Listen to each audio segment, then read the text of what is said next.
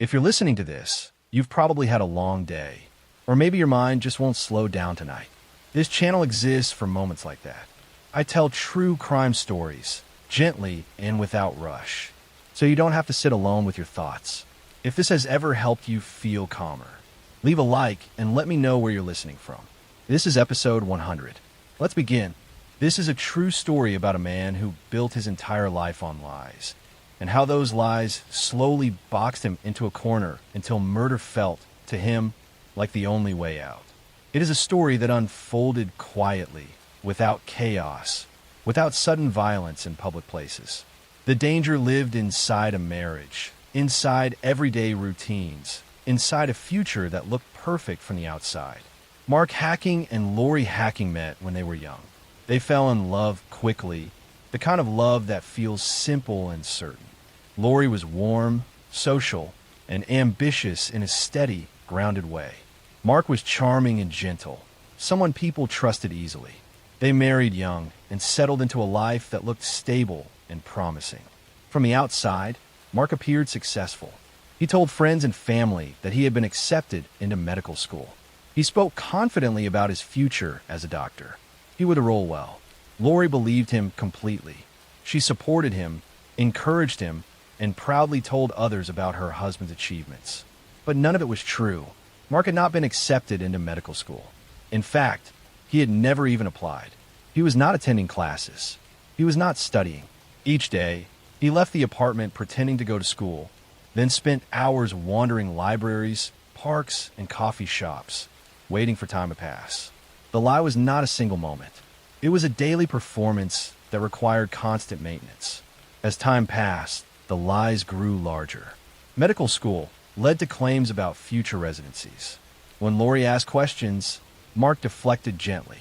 When paperwork or details were needed, he created explanations that sounded reasonable enough to avoid suspicion. He depended on Lori's trust, and she gave it freely. Eventually, the pressure increased. Lori began talking about the future in practical terms. She wanted children. She wanted to move forward. She wanted to know where they would live when Mark started his medical career. The closer reality came, the harder it became for Mark to keep pretending. Instead of telling the truth, Mark added another lie. He told Lori he had been accepted into a prestigious graduate program at another university. He claimed they would need to move. He even told family members the same story. The lie was elaborate, involving housing plans and timelines. But Lori, for the first time, started to notice cracks. She wanted to see confirmation. She wanted details that Mark could no longer convincingly provide. Quiet tension entered the marriage. It was not loud or dramatic. It was subtle. Questions unanswered. Conversations cut short. Moments where Mark seemed distant or anxious. Mark felt the walls closing in. On the morning of July 19th, 2004, Mark and Lori went for a walk together near their apartment complex in Salt Lake City. It was early. The area was calm and familiar. Neighbors would later say nothing seemed unusual. There were no raised voices, no visible argument. Lori never came back. Mark returned alone and later reported her missing. He told police that Lori had gone jogging and never returned. He spoke calmly. He appeared concerned. He cooperated fully with investigators. He even participated in searches. But inconsistencies emerged almost immediately. Lori's car was still parked at home. Her personal items were untouched. Her jogging routine did not match Mark's story. Friends told police about tension in the marriage and Mark's vague explanations about school and work. Investigators began looking more closely at Mark's background. They discovered the truth. Mark had never been enrolled in medical school. He had fabricated his entire academic career. He had lied not only to Lori, but to both families, friends, and colleagues. The life he claimed to be building did not exist. As police pressure increased, Mark's behavior shifted. His calm exterior cracked. Evidence placed him near the location where Lori's remains were later found in a remote area. Physical evidence contradicted his statements. Surveillance footage, timelines, and witness accounts began to align in a way that pointed directly at him. When confronted with the reality that his lies had been exposed, Mark confessed. He admitted that he had killed Lori during their walk. He described the moment in detached terms, explaining that he felt trapped. He said he could not imagine telling the truth. He could not imagine the disappointment, the collapse of the image he had worked so hard to maintain. In his mind, ending Lori's life was easier than admitting failure. Lori's body was recovered, confirming the details of Mark's confession. In court, the full picture emerged. This was not a crime of sudden rage. It was the final act of a long deception. Mark had lived inside his lies for so long that reality became unbearable. Instead of facing consequences, he chose control. Mark Hacking pleaded guilty to first-degree murder.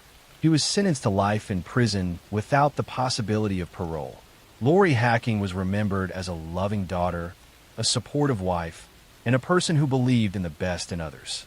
She trusted someone who gave no outward sign of danger. Her kindness was not a weakness, but it was exploited by someone who valued image over truth.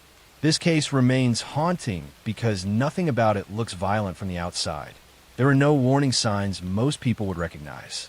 No history of abuse. No public breakdown. Just a quiet life built on false foundations, collapsing inward. It is a reminder that lies do not stay contained. They demand energy, secrecy, and constant reinforcement. And when someone builds their entire identity on deception, the moment truth approaches can feel, to them, like a threat to survival. Next story. This is a true story about a marriage that looked peaceful from the outside, about a man who was patient, soft-spoken, and dependable, and about how control does not always arrive loudly. Sometimes it settles in quietly, over years, until violence feels almost invisible. This is the solved case of Lacey Peterson. Lacey Peterson was 27 years old. She lived in Modesto, California, in a modest home she shared with her husband, Scott Peterson. She was 8 months pregnant with their first child, a son they planned to name Connor.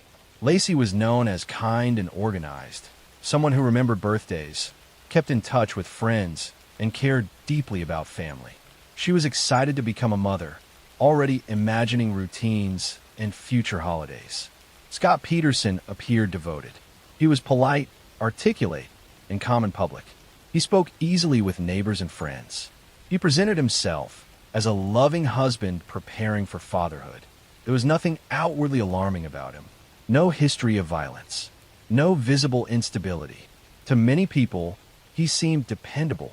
But beneath that calm surface, Scott was living a separate life. Months before Lacey disappeared, Scott had begun an affair. He told the woman he was seeing that he had lost his wife. He spoke about grief and loneliness. He described holidays spent alone. He carefully erased Lacey from his future, word by word, while she was still alive and preparing for childbirth. On the morning of December 24th, 2002, Lacey vanished. Scott told police that he had gone fishing at the Berkeley Marina while Lacey stayed home to walk the dog. When he returned, she was gone. The dog was found wandering the neighborhood with its leash still attached. Lacey's purse, phone, and keys were inside the house. There were no signs of a struggle, no forced entry, no chaos. The disappearance immediately drew attention. A pregnant woman does not simply walk away from her life. Volunteers flooded the area. Friends and family organized searches. Posters appeared across town. Media coverage intensified as days passed without answers. Scott became the public face of the search. At first, he spoke calmly to reporters. He asked for Lacey's return. He described her lovingly. But people began noticing inconsistencies. His tone rarely shifted. His expressions remained controlled, even during emotional moments. He made phone calls to his mistress while standing at vigils held for his missing wife. Investigators began quietly examining Scott's story. They discovered he had purchased a fishing license just days before Lacey disappeared. They found evidence he had researched tides and currents in the San Francisco Bay. He had told no one about his fishing trip until after Lacey vanished. The boat he claimed to have used had not been previously mentioned to friends or family. As the investigation deepened, Scott's affair came to light. The woman he had been seeing provided phone records and messages. Scott had told her that this would be his first Christmas without his wife. He said this before Lacey disappeared. Suspicion intensified. In April 2003, months after Lacey vanished, remains began washing ashore along the San Francisco Bay. They were identified as Lacey Peterson and her unborn son, Connor. The location aligned with where Scott claimed to have gone fishing. The timing aligned with tidal patterns experts had warned about. Scott was arrested days later. At trial, prosecutors laid out a methodical case. They presented evidence of Scott's affair, his financial pressures, his desire for a life without responsibility. They showed how he had prepared in advance, purchasing materials, studying locations, and creating a story that appeared ordinary on the surface. The defense argued there was no direct evidence of murder, no eyewitness, no confession. They claimed Scott was a victim of circumstance and public opinion. But the jury saw the pattern. They saw a man who had emotionally erased his wife before physically removing her. A man who wanted freedom without consequences. A man who believed calmness could substitute for innocence.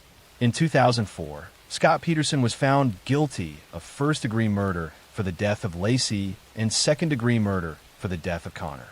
He was sentenced to death, later commuted to life without parole. Lacey Peterson became a symbol not because of spectacle, but because of familiarity. Her life was ordinary. Her routines were normal. Her trust was reasonable. Nothing about her story suggested danger until it was already too late. This case remains unsettling because it shows how violence does not always announce itself.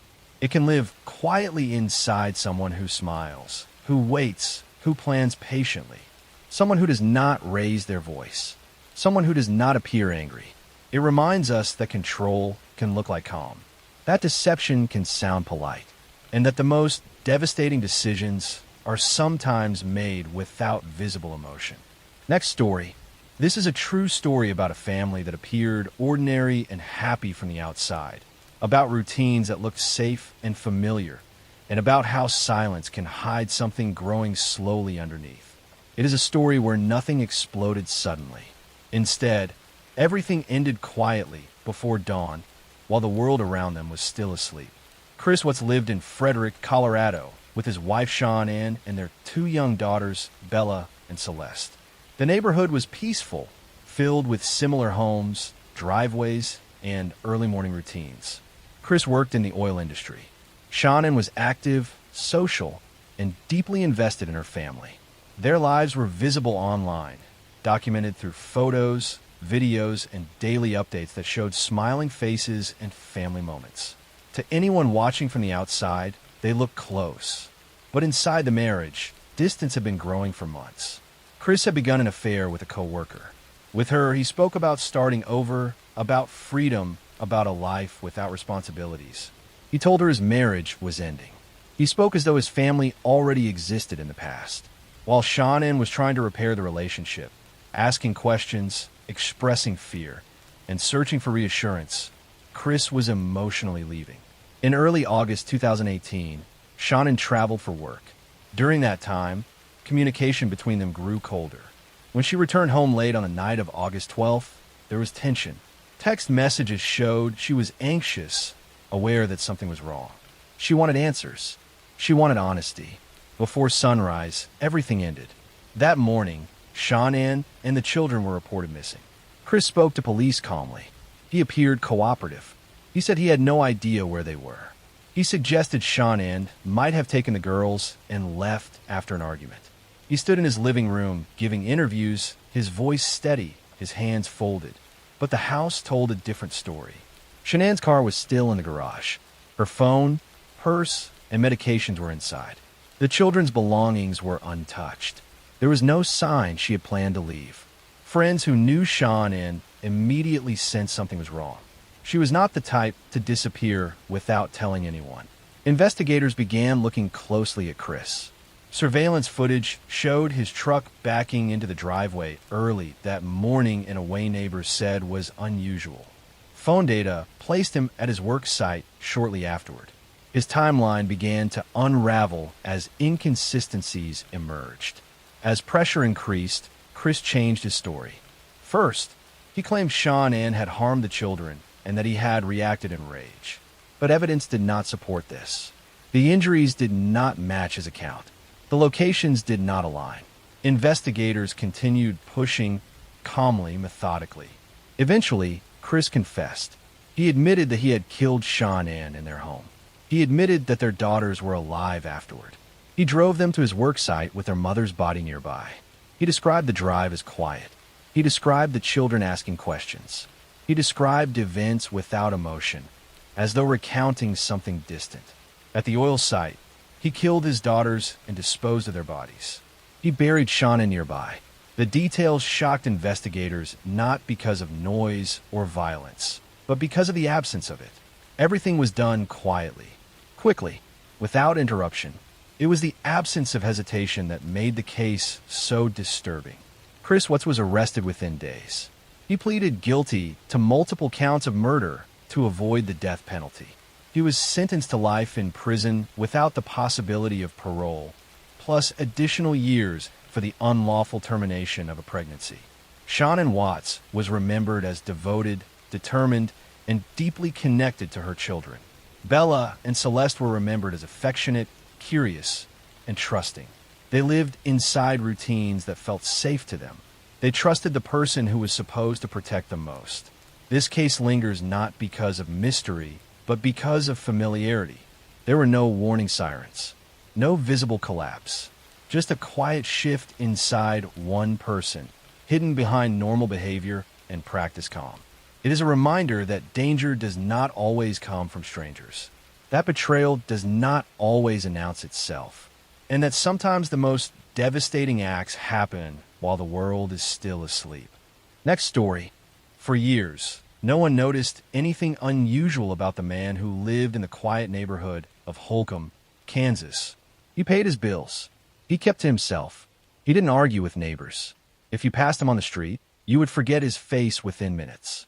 That anonymity is what allowed him to walk into a family home one night and leave 4 people dead without raising a single alarm. Herbert Clutter was known throughout the town as a hardworking, deeply religious man. He ran a successful farm, employed local workers, and raised his family with strict values. His wife Bonnie struggled with periods of depression but remained devoted to her children. Their teenage daughter Nancy was kind, organized, and well-liked. Their son Kenyon was quiet and practical, interested in mechanics and building things with his hands. On the evening of November 14th, 1959, the Clutter family finished dinner, completed their routines, and went to bed believing the night would pass like every other night before it. They were wrong. Hundreds of miles away, 2 men were driving toward the Clutter home with a single idea lodged firmly in their minds. They believed a large sum of cash was kept in a safe inside the house. The story came from a rumor, passed casually, never verified. But to Perry Smith and Richard Hickok, it sounded like opportunity. Richard was confident and persuasive. He talked easily and believed he was smarter than most people. Perry was quieter, carrying years of resentment, physical pain, and violent fantasies shaped by a difficult childhood. Together, they fed each other's expectations, convincing themselves that the job would be easy, fast, and clean. They arrived after midnight. The house was dark. Still, exactly as expected. They entered quietly, waking Herbert Clutter first. There was no shouting, no resistance. He was bound and led from room to room as they searched for the safe that did not exist. One by one, the rest of the family was awakened, restrained, and reassured that no one would be hurt if they cooperated. There was no safe. There was no money. Only disappointment. What happened next was not panic. It was decision. One by one, each member of the Clutter family was killed at close range. The violence was direct and personal. The house absorbed it silently. No one outside heard anything. When Perry and Richard left, they locked the door behind them. Morning came. Friends noticed the absence first, then neighbors. When the bodies were discovered, the town of Holcomb stopped functioning the way it always had. Doors locked. People watched each other differently. A sense of safety that had existed for generations disappeared overnight. Investigators were confronted with something the town had never faced before. A crime with no personal motive, no local suspect, no obvious explanation. The Clutters had no enemies, no debts, No secrets that could explain such brutality. Slowly, through interviews, patterns, and chance conversations, attention shifted outward. Richard Hickok had spoken too freely. He had bragged. He had left traces of his thinking behind in the form of stories told to the wrong people. Perry Smith's psychological profile began to emerge through witness accounts and behavior patterns. Months later, the two men were arrested in Las Vegas. During interrogation, Richard attempted to control the narrative, minimizing his role. Perry, after days of silence, confessed. His account was detailed, disturbing, and precise. He described the house, the layout, the voices, the moments. There was no doubt he had been there. At trial, the case unfolded slowly. Witnesses described the Clutters' lives not as evidence, but as a reminder of what had been erased. The defense explored Perry's past, his injuries, his abuse, trying to explain without excusing. The prosecution focused on choice, on planning, on restraint that could have been exercised but was not. Both men were convicted. Both were sentenced to death. Years later, Perry Smith would speak about the murders with a mixture of detachment and regret, unable to fully articulate why he crossed the final line. Richard Hickok maintained until the end that the crime had simply gone wrong, as if the intention mattered more than the outcome. The Clutter home was eventually torn down.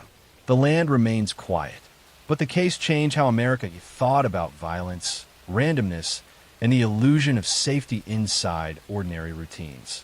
Because the most frightening part of this story is not how brutal it was. It's how easily it happened. Next story.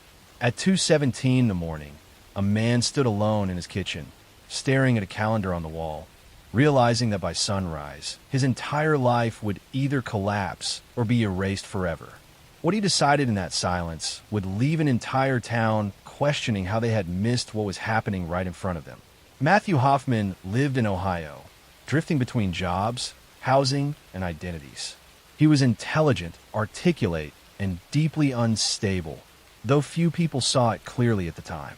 He admired environmentalism, survivalism, and isolation.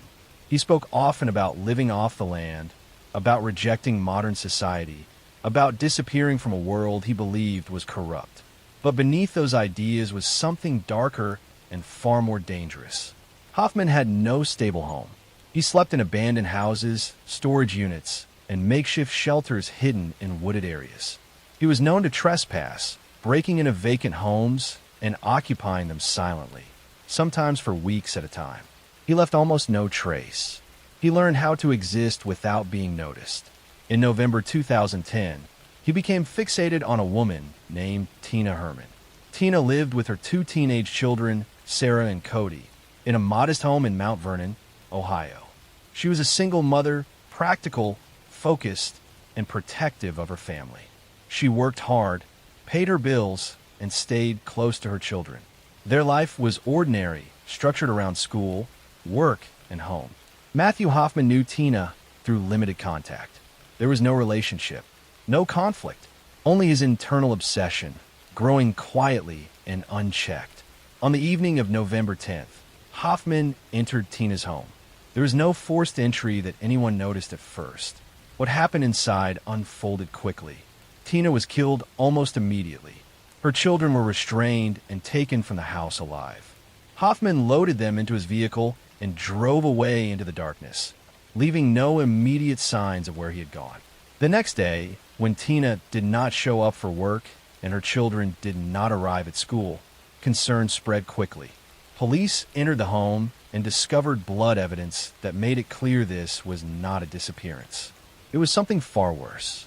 Search efforts began immediately. As investigators worked the case, they uncovered Hoffman's background, his history of trespassing, his obsession with isolation, his ability to vanish into wooded areas. They realized they were not dealing with someone who would stay visible. Meanwhile, Hoffman had taken the children to a wooded area miles away.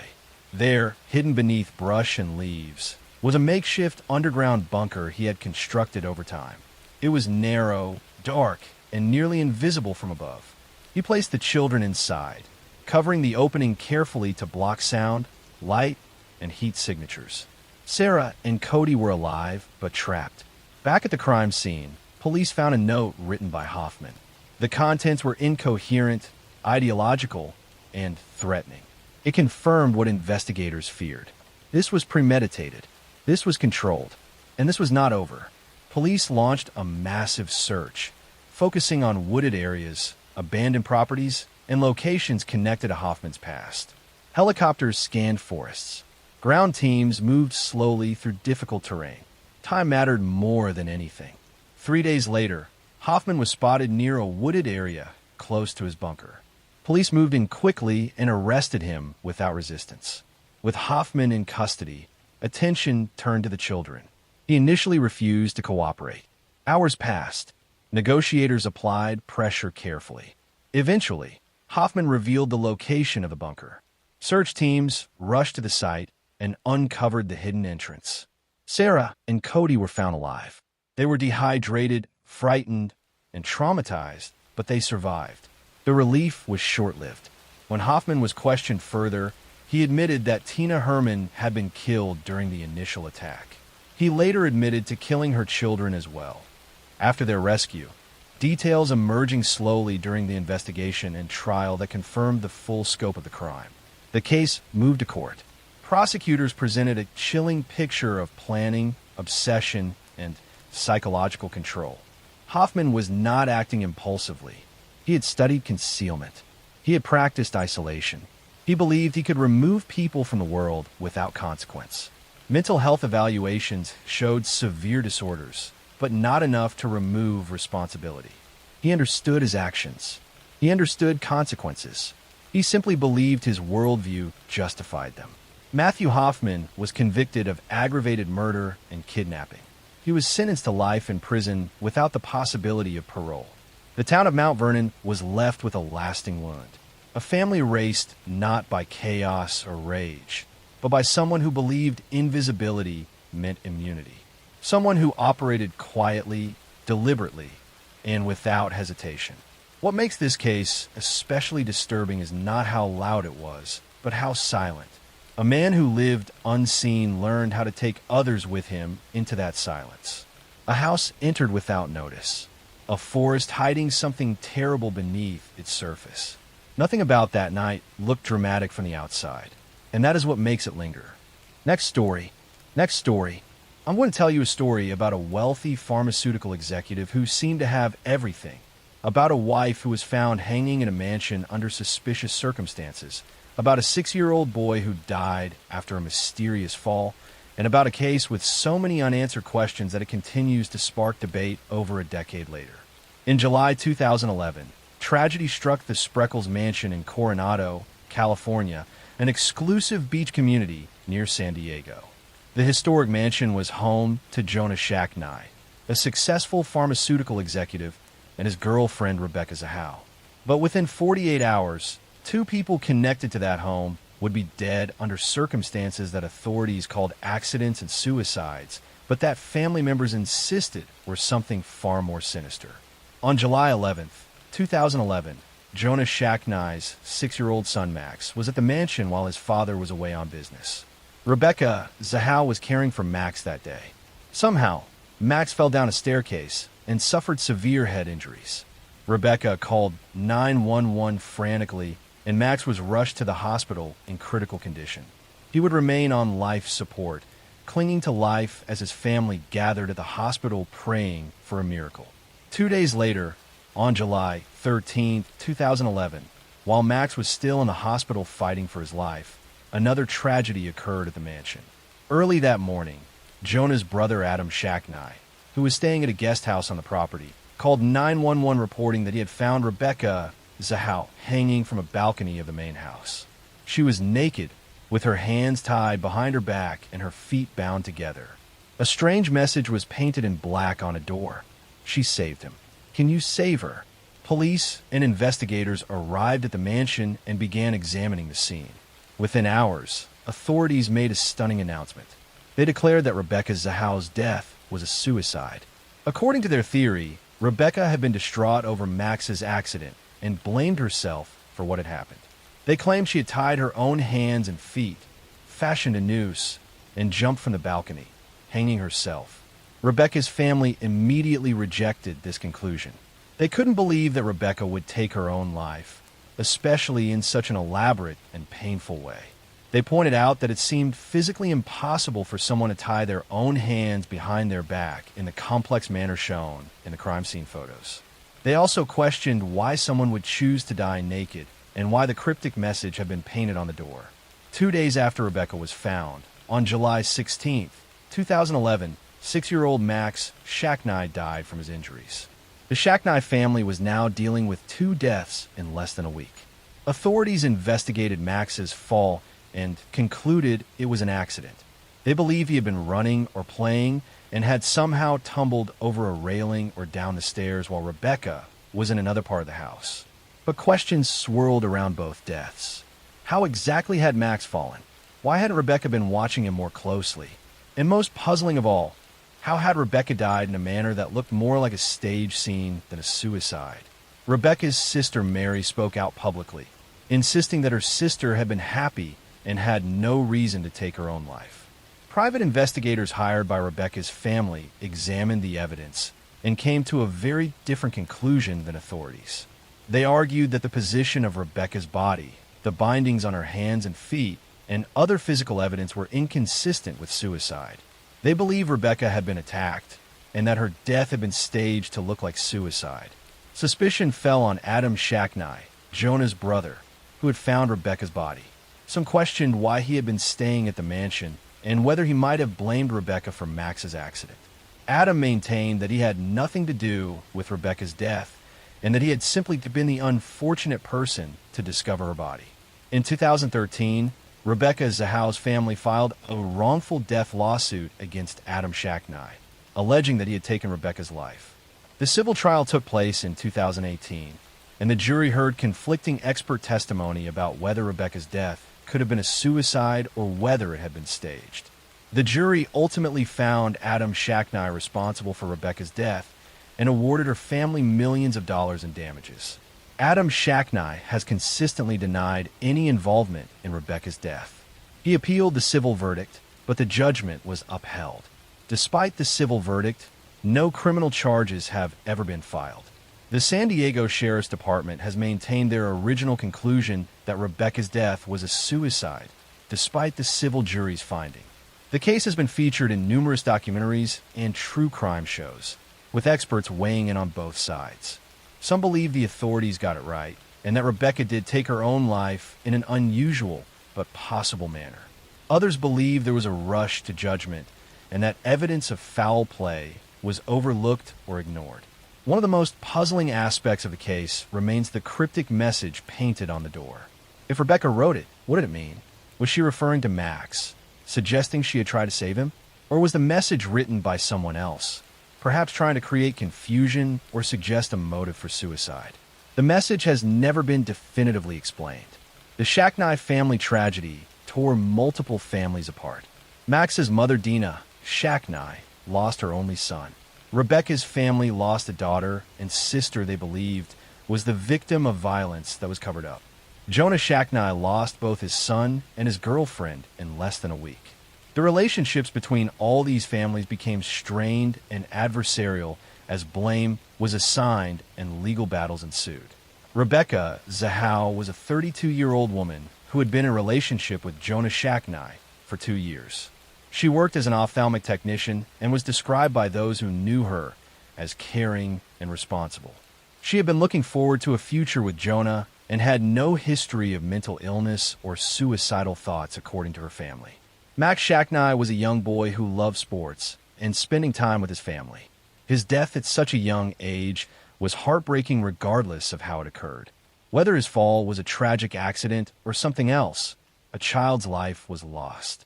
The deaths at the Spreckles mansion remain controversial more than a decade later. Depending on who you believe, Rebecca Zahau either took her own life in an extremely unusual suicide or was the victim of a homicide that was covered up. The truth may never be fully known, but the tragedy of 2 deaths in one house within days of each other continues to haunt everyone connected to the case and spark debate about what really happened during those July days in 2011. I'm going to tell you a story about a beloved grandmother who was brutally attacked in her own home about a community terrorized by a series of violent burglaries, and about how detectives used an unusual piece of evidence to finally catch a serial predator who had been hiding in plain sight for years. In March 2015, the small town of Manteca, California, was dealing with a series of disturbing home invasions. Over several months, someone had been breaking into homes, often targeting elderly women who lived alone. The intruder would enter through unlocked doors or windows in the middle of the night, attacking the victims in their beds. The crimes were violent and terrifying, and the community was gripped with fear. One of the victims was 76-year-old Mary Gibson, a retired teacher who had lived in Manteca for decades. On the night of March 8th, 2015, Mary was asleep in her home when an intruder broke in through a sliding glass door. The attacker entered her bedroom and brutally assaulted her, beating her with such force that she suffered severe head injuries. Mary was found by a family member the next morning and rushed to the hospital, where she remained in critical condition for days before passing away from her injuries. The attack on Mary Gibson horrified the community. She had been a beloved figure in Manteca, known for her kindness and involvement in local activities. That someone would break in her home and attack her so viciously seemed incomprehensible. Police intensified their investigation, determined to catch the person responsible before he could strike again. Detectives reviewing the crime scene at Mary's home found something unusual. There were partial shoe prints near the point of entry and in the bedroom where Mary had been attacked. The prints were from a distinctive type of athletic shoe with an unusual tread pattern. Investigators photographed the prints and began trying to identify the specific make and model of shoe. Meanwhile, other home invasion cases in the area were being reviewed to see if they might be connected. Detectives found that several unsolved burglaries and attacks on elderly women showed similar patterns. The intruder seemed to target homes where women lived alone or where they would be alone at night. He entered through sliding doors or windows that were unlocked or easy to force open. And in several cases, similar shoe prints had been found at the scenes. As detectives worked to track down the shoe, they caught a break. The distinctive tread pattern matched a specific model of Nike athletic shoe that had been sold in limited quantities. Investigators began checking sales records and surveillance footage from stores that had sold these shoes in the Manteca area. At the same time, police were investigating another lead. A suspicious vehicle had been seen in Mary Gibson's neighborhood around the time of the attack. Witnesses had noticed a white sedan driving slowly through the area late at night, which was unusual for the quiet residential street. Police obtained surveillance footage from nearby homes and businesses, hoping to get a license plate number. The investigation led police to 23-year-old Malik Pat, a local man who had a history of minor criminal offenses. Detectives discovered that Pat owned a white sedan matching the description of the vehicle seen near Mary's home. They also learned that Pat had recently purchased the exact model of Nike shoes whose prints had been found at multiple crime scenes. Police obtained a search warrant for Pat's home and vehicle. Inside, they found the Nike shoes with a distinctive tread pattern. When compared to the prints from Mary Gibson's home and other crime scenes, they were a perfect match. Detectives also found items that had been stolen from several of the burglary victims, providing further evidence linking Pat to multiple crimes. DNA evidence collected from some of the crime scenes was also tested against Pat's DNA. The results showed matches, placing him at the scenes where elderly women had been attacked.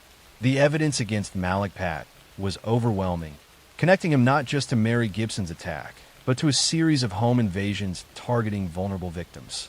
Malik Pat was arrested in May 2015 and charged with ending Mary Gibson's life, along with multiple counts of burglary, assault, and attempted assault. As the investigation continued, detectives connected him to at least 10 different home invasions in the Manteca area spanning several years. Some victims had survived his attacks but had been left traumatized. Others, like Mary Gibson, had not survived. The case against Pat revealed a disturbing pattern. He had been specifically targeting elderly women who lived alone, watching homes to identify vulnerable victims. He would strike late at night when victims were asleep and defenseless. Some of the attacks had been sexually motivated, adding another layer of horror to his crimes. Pat's trial began in 2017. The prosecution presented the shoe print evidence, DNA evidence, stolen property found in his possession, and testimony from surviving victims who identified him as their attacker. The evidence was so strong that Pat's defense had little to work with. They couldn't dispute the physical evidence connecting him to the crimes.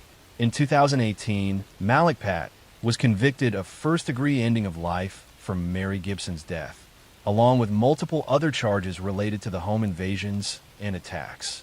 He was sentenced to life in prison without the possibility of parole, plus additional consecutive sentences for the other crimes. The judge noted the particular cruelty of targeting elderly victims in their own homes, places where they should have felt safest. Mary Gibson's family spoke at the sentencing, describing the pain of losing their mother and grandmother in such a violent way. They talked about how Mary had been independent and strong right up until the end, and how it was unbearable to think of her final moments of terror. They expressed relief that Pat would never be able to hurt anyone else. The other victims who had survived Pat's attacks also gave impact statements. They described the lasting trauma of being attacked in their own beds, the fear that haunted them even after moving to new homes, and the nightmares that persisted years later. Many of the elderly victims said they never felt safe again after being violated in such a personal way.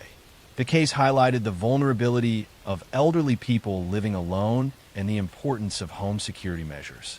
Police encouraged residents to secure doors and windows, install security systems, and check on elderly neighbors regularly.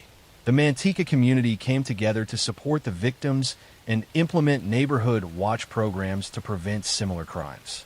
Malik Pat remains in prison, where he will spend the rest of his life. The Nike shoe print that helped catch him became a key piece of evidence in forensic investigations, demonstrating how even small details at a crime scene can lead to solving cases. Mary Gibson and the other victims deserve to feel safe in their own homes, but instead they encountered a predator who saw their vulnerability as an opportunity. While justice was served through Pat's conviction, the trauma he inflicted on his victims and their families will never fully heal. Next story. I'm going to tell you a story about a young nursing student who had just started her career, about a neighbor who offered to help with a broken taillight, and about how a chance traffic stop led to the discovery of one of the most chilling abduction cases in recent history. In July 2016, 21-year-old Carl Shaw Freeland Williams was walking home in Philadelphia when she was suddenly grabbed by a stranger and dragged into a car. Security cameras captured the terrifying abduction as Carl Shaw fought desperately, even managing to knock her glasses off as a clue and fighting so hard that she left her shoe behind on the street. The video went viral as police and the community desperately searched for her. 3 days later, Carl Shaw was found alive in Maryland, rescued after her abductor was stopped by police. But that's not the story I want to tell you today. Let me tell you about a different case. In October 2014, 20-year-old Hannah Graham was a second-year student at the University of Virginia in Charlottesville. She was bright, athletic, and loved by everyone who knew her.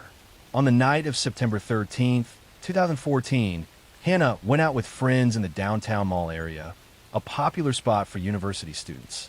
Sometime around 1 in the morning, Hannah became separated from her friends. Surveillance cameras captured her walking alone through the downtown area, looking lost and confused.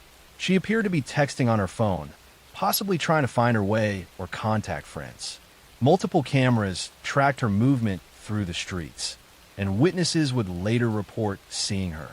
Then Hannah encountered Jesse Matthew, a 32-year-old man who worked as a hospital orderly. Surveillance footage showed Matthew walking beside Hannah, and witnesses saw them leave a restaurant together. Hannah's friends reported her missing when she didn't return home or respond to messages, and police immediately began investigating. When detectives reviewed the surveillance footage and identified Jesse Matthew as the last person seen with Hannah, they brought him in for questioning. Matthew spoke with police briefly, but then left and refused to cooperate further.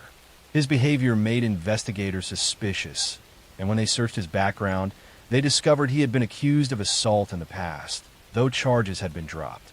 Police obtained a warrant to search Matthew's car and apartment. Inside his vehicle, they found forensic evidence that Hannah had been in the car. The evidence suggested something violent had occurred. Matthew was charged with abduction with intent to defile, and police intensified their search for Hannah, hoping she might still be alive. But Matthew had already fled. He drove to Texas and was eventually captured on a beach in Galveston after a brief chase. He was brought back to Virginia to face charges for Hannah's abduction. Meanwhile, massive search efforts continued across Virginia, with thousands of volunteers combing fields, woods, and rural areas looking for any sign of Hannah. 5 weeks after Hannah disappeared, on October 18, 2014, a man searching for antlers in a wooded area about 8 miles from Charlottesville made a heartbreaking discovery. He found human remains that were later confirmed through dental records to be Hannah Graham. The news devastated her family, friends, and the entire university community who had been praying for her safe return. As investigators continued examining Jesse Matthews' background, they made a disturbing connection to another case. In 2009, a Virginia Tech student named Morgan Harrington had disappeared after attending a concert in Charlottesville. Her remains had been found months later in a remote area. DNA evidence for Morgan's case had never matched anyone in criminal databases, but when Matthew's DNA was entered into the system, it matched evidence from Morgan Harrington's case. The realization was shocking. Jesse Matthew had taken the lives of at least 2 young women, both college students in Charlottesville, 5 years apart. Investigators began looking at other unsolved cases to see if Matthew might be connected to additional crimes. They discovered he had been employed at several universities over the years and had a history of assault allegations that had never resulted in convictions. In March 2015, Jesse Matthew was charged with first-degree ending of life in Hannah Graham's case and was also charged with taking Morgan Harrington's life. The evidence against him was strong, including DNA evidence, forensic evidence from his car, and the timeline of his movements on the night Hannah disappeared. Rather than face trial, Jesse Matthew decided to plead guilty. In March 2016, he pleaded guilty to taking both Hannah Graham's and Morgan Harrington's lives. He was sentenced to 4 consecutive life sentences, ensuring he would never be released from prison. During the proceedings, he showed little emotion and offered no real explanation for why he had committed these terrible crimes. Hannah Graham's parents spoke at the sentencing, describing their daughter's dreams and the future that had been stolen from her.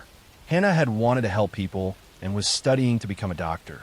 She was kind, compassionate, and full of life. Her parents talked about the unbearable pain of losing her and the permanent void left in their family.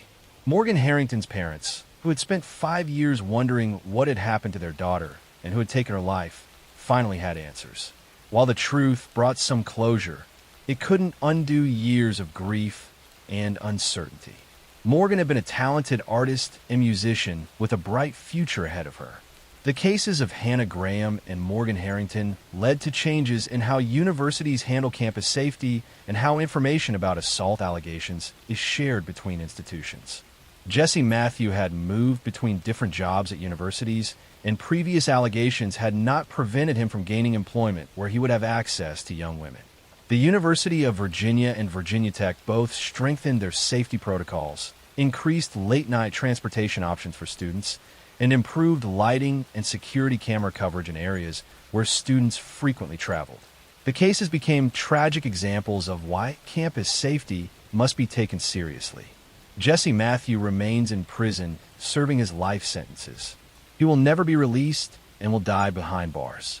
The families of Hannah and Morgan have worked to honor their daughter's memories by advocating for campus safety improvements and supporting other families who have lost children to violence. Hannah Graham and Morgan Harrington were young women with their whole lives ahead of them. They were students pursuing their dreams, daughters loved by their families, and friends cherished by those who knew them. They both encountered Jesse Matthew during vulnerable moments, and he saw them not as people, but as victims. Their cases serve as heartbreaking reminders of the importance of staying aware, traveling in groups when possible, and the devastating consequences when predators are allowed to move through society unchecked until they finally strike. Next story. I'm going to tell you a story about a popular teenager who seemed to have a normal life, about classmates who disappeared one by one, and about how a high school student became one of the youngest serial killers in American history while hiding his crimes behind a friendly smile. In the small town of Suffolk County, New York, during the early 1970s, four teenagers went missing over a span of 2 years. The disappearances seemed random at first, unconnected events in different towns. But investigators would eventually discover that all four victims had one thing in common. They all knew a teenage boy named Ronald DeFeo Jr. No, wait, that's a different case. Let me tell you the correct story. In 1988, the quiet farming community of Kearney, Nebraska, was shaken when the body of a young woman was discovered. Her name was Lisa Lambert, and she had been shot to death. But Lisa's case would eventually connect to something even more disturbing. The story of Tina Brandon, who lived as Brandon Tina, in a tragic hate crime that would shock the nation. Actually, let me tell you a different story. In the late 1980s in Bellevue, Nebraska, a teenage boy named Robert Chambers became known for something terrible. No, that's the preppy murder case in New York. Let me start over with the right case. In 1998, Andrew Cunanan was on the run after taking multiple lives across several states, eventually ending the life of fashion designer Gianni Versace. But that's not the story about a teenage killer. I'll tell you about the correct case now. In 1993, 14-year-old Joshua Phillips was a teenager living in Jacksonville, Florida. He seemed like a normal kid in the neighborhood, quiet and unremarkable. On November 3rd, 1993, 8-year-old Maddie Clifton went outside to play near her home. She lived just a few houses away from Joshua Phillips. Maddie was playing in her neighborhood when she vanished. Her parents called police when she didn't come home for dinner, and a massive search began. The community of Jacksonville came together to search for Maddie. Hundreds of volunteers combed through parks, wooded areas, and neighborhoods looking for any sign of the missing 8-year-old. Her parents made tearful pleas on television, begging whoever had taken their daughter to bring her home safely. Police followed up on tips and leads, but for 7 days, there was no sign of Maddie. Joshua Phillips lived on the same street as the Clifton family. He participated in the search efforts, helping put up flyers and appearing concerned about his missing neighbor. No one suspected that he knew exactly where Maddie was. A week after Maddie disappeared, Joshua's mother, Melissa Phillips, noticed a strange smell coming from her son's bedroom. She thought perhaps Joshua had left food under his bed or that something had gotten stuck under there.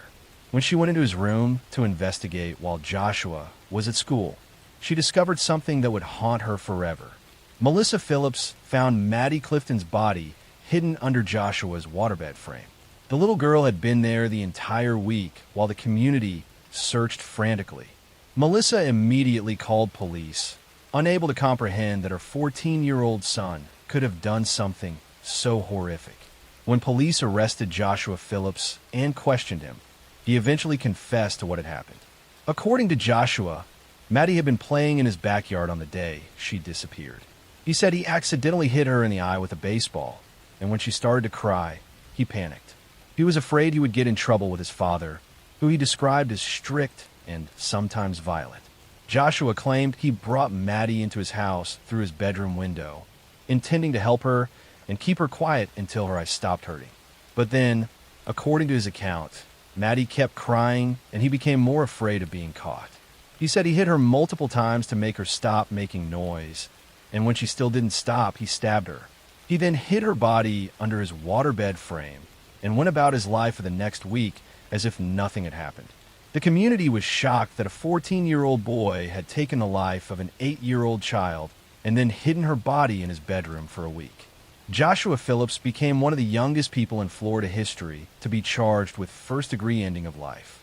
Because of the severity of the crime, prosecutors decided to charge him as an adult rather than as a juvenile. Joshua Phillips' trial began in 1999. The defense tried to argue that Joshua had not planned to harm Maddie and that the situation had escalated beyond his control. They portrayed him as a child who had made a terrible mistake in a moment of panic and then didn't know how to fix it. They also presented testimony about Joshua's difficult home life and suggested that fear of his father's reaction had contributed to his panic response. The prosecution argued that Joshua's actions after the initial injury showed clear intent. He had stabbed Maddie multiple times, hidden her body, and then gone about his normal routine for a week while the entire community searched for her. He had looked Maddie's parents in the eye during the search and said nothing. These weren't the actions of someone who had simply panicked, prosecutors argued, but someone who was trying to cover up what he had done. The jury found Joshua Phillips guilty of first-degree ending of life.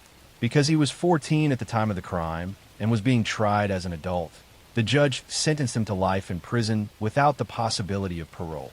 Joshua Phillips, still just a teenager, was sent to adult prison where he would spend the rest of his life. The case raised difficult questions about how to handle young offenders who commit serious violent crimes. Should a 14-year-old be sentenced to life without parole? Was Joshua a child who made a terrible mistake?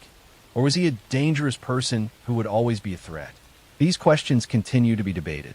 Maddie Clifton was a bright, happy 8-year-old who loved playing outside. She was simply playing in her neighborhood when she encountered Joshua Phillips. She should have been able to play safely near her own home, but instead she became the victim of senseless violence from someone who should have been just another kid in the neighborhood. Joshua Phillips remains in prison in Florida, now in his 40s. He has given interviews over the years, continuing to express remorse and maintaining that he didn't intend to harm Maddie. Maddie's family has said they can never forgive him for taking their daughter and for hiding her body while they desperately searched. The case of Joshua Phillips and Maddie Clifton remains one of the most disturbing examples of a child taking another child's life, a tragedy that destroyed 2 families and haunted an entire community. Next story. I'm going to tell you a story about a decorated war hero who seemed to be living the American dream, about a wife who was found dead in the family swimming pool, and about how a seemingly perfect military officer was hiding a secret life that led to suspicions he had taken not one, but 2 wives' lives decades apart. In December 2001, Michael Peterson called 911 from his Durham home. Actually, I've already told you that story. Let me tell you a different one. In April 2008, Drew Peterson was arrested for taking the life of his 3rd wife. Wait, I've told you that story too. Let me tell you about a different case. In 2011, Martin McNeil was a well-respected doctor in Pleasant Grove, Utah. He had been married to his wife Michelle for nearly 30 years, and they had 8 children together. Martin appeared to be a devoted family man, successful in his career and active in his church community. But behind this perfect facade, Martin was living a double life that would soon be exposed in the most tragic way. On April 11th, 2007, 50-year-old Michelle McNeil was found unresponsive in the bathtub of her home. She had recently undergone cosmetic surgery, and Martin told investigators that she must have fallen and drowned while recovering from the procedure. He claimed he had been out running errands when he came home and discovered her in the tub. He said he had tried to revive her, but couldn't save her. Initially, Michelle's death was ruled as natural causes, attributed to heart problems related to the surgery and the medication she was taking. But Michelle's daughters, particularly her daughter Alexis, immediately suspected that something was wrong. They couldn't believe their mother had simply died in the bathtub, especially under the circumstances Martin described. What made the family suspicious was Martin's behavior after Michelle's death. Within just 2 weeks of his wife dying, Martin brought a woman named Gypsy Willis into the family home. He introduced her to his younger children as a nanny who would help take care of them. But the older daughters knew the truth. Martin had been having an affair with Gypsy for years, and now he was moving his mistress into their mother's home almost immediately after her death. The daughters began investigating their father and discovered that Martin had a long history of deception. He had lied about his credentials, falsely claiming to have degrees he didn't actually possess.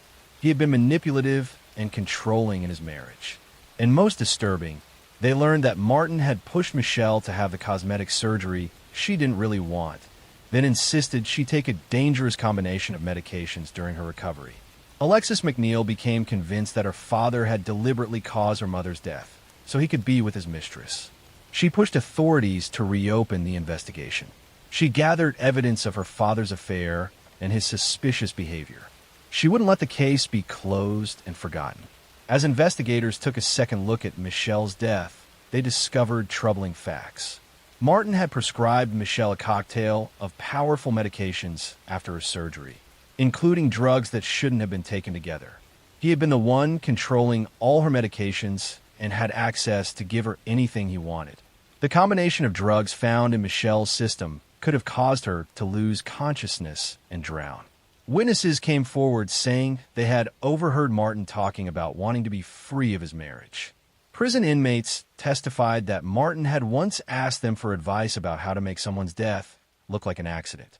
Phone records showed Martin had been in constant contact with Gypsy Willis before and after Michelle's death. Most damaging was testimony from Michelle's own daughters, who described how Martin had insisted on sending them away on errands the day Michelle died, ensuring no one would be home. They testified that Martin had been pushing Michelle to take more and more medication, and that Michelle had been scared of him in the days before her death. In 2012, 5 years after Michelle's death, Martin McNeil was arrested and charged with taking his wife's life. His trial began in October 2013 and attracted national media attention. The prosecution painted Martin as a narcissistic manipulator who had grown tired of his wife and wanted to replace her with his mistress. They argued he had essentially poisoned Michelle with drugs and then drowned her in the bathtub, staging it to look like an accident related to her surgery. Martin's defense team argued that Michelle's death was indeed an accident or natural causes related to her heart condition and the surgery.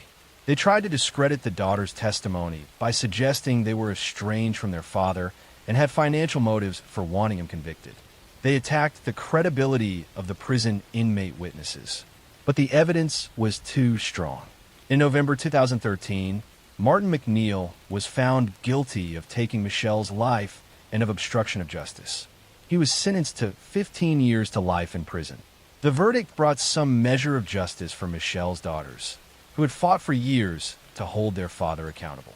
But the case didn't end there.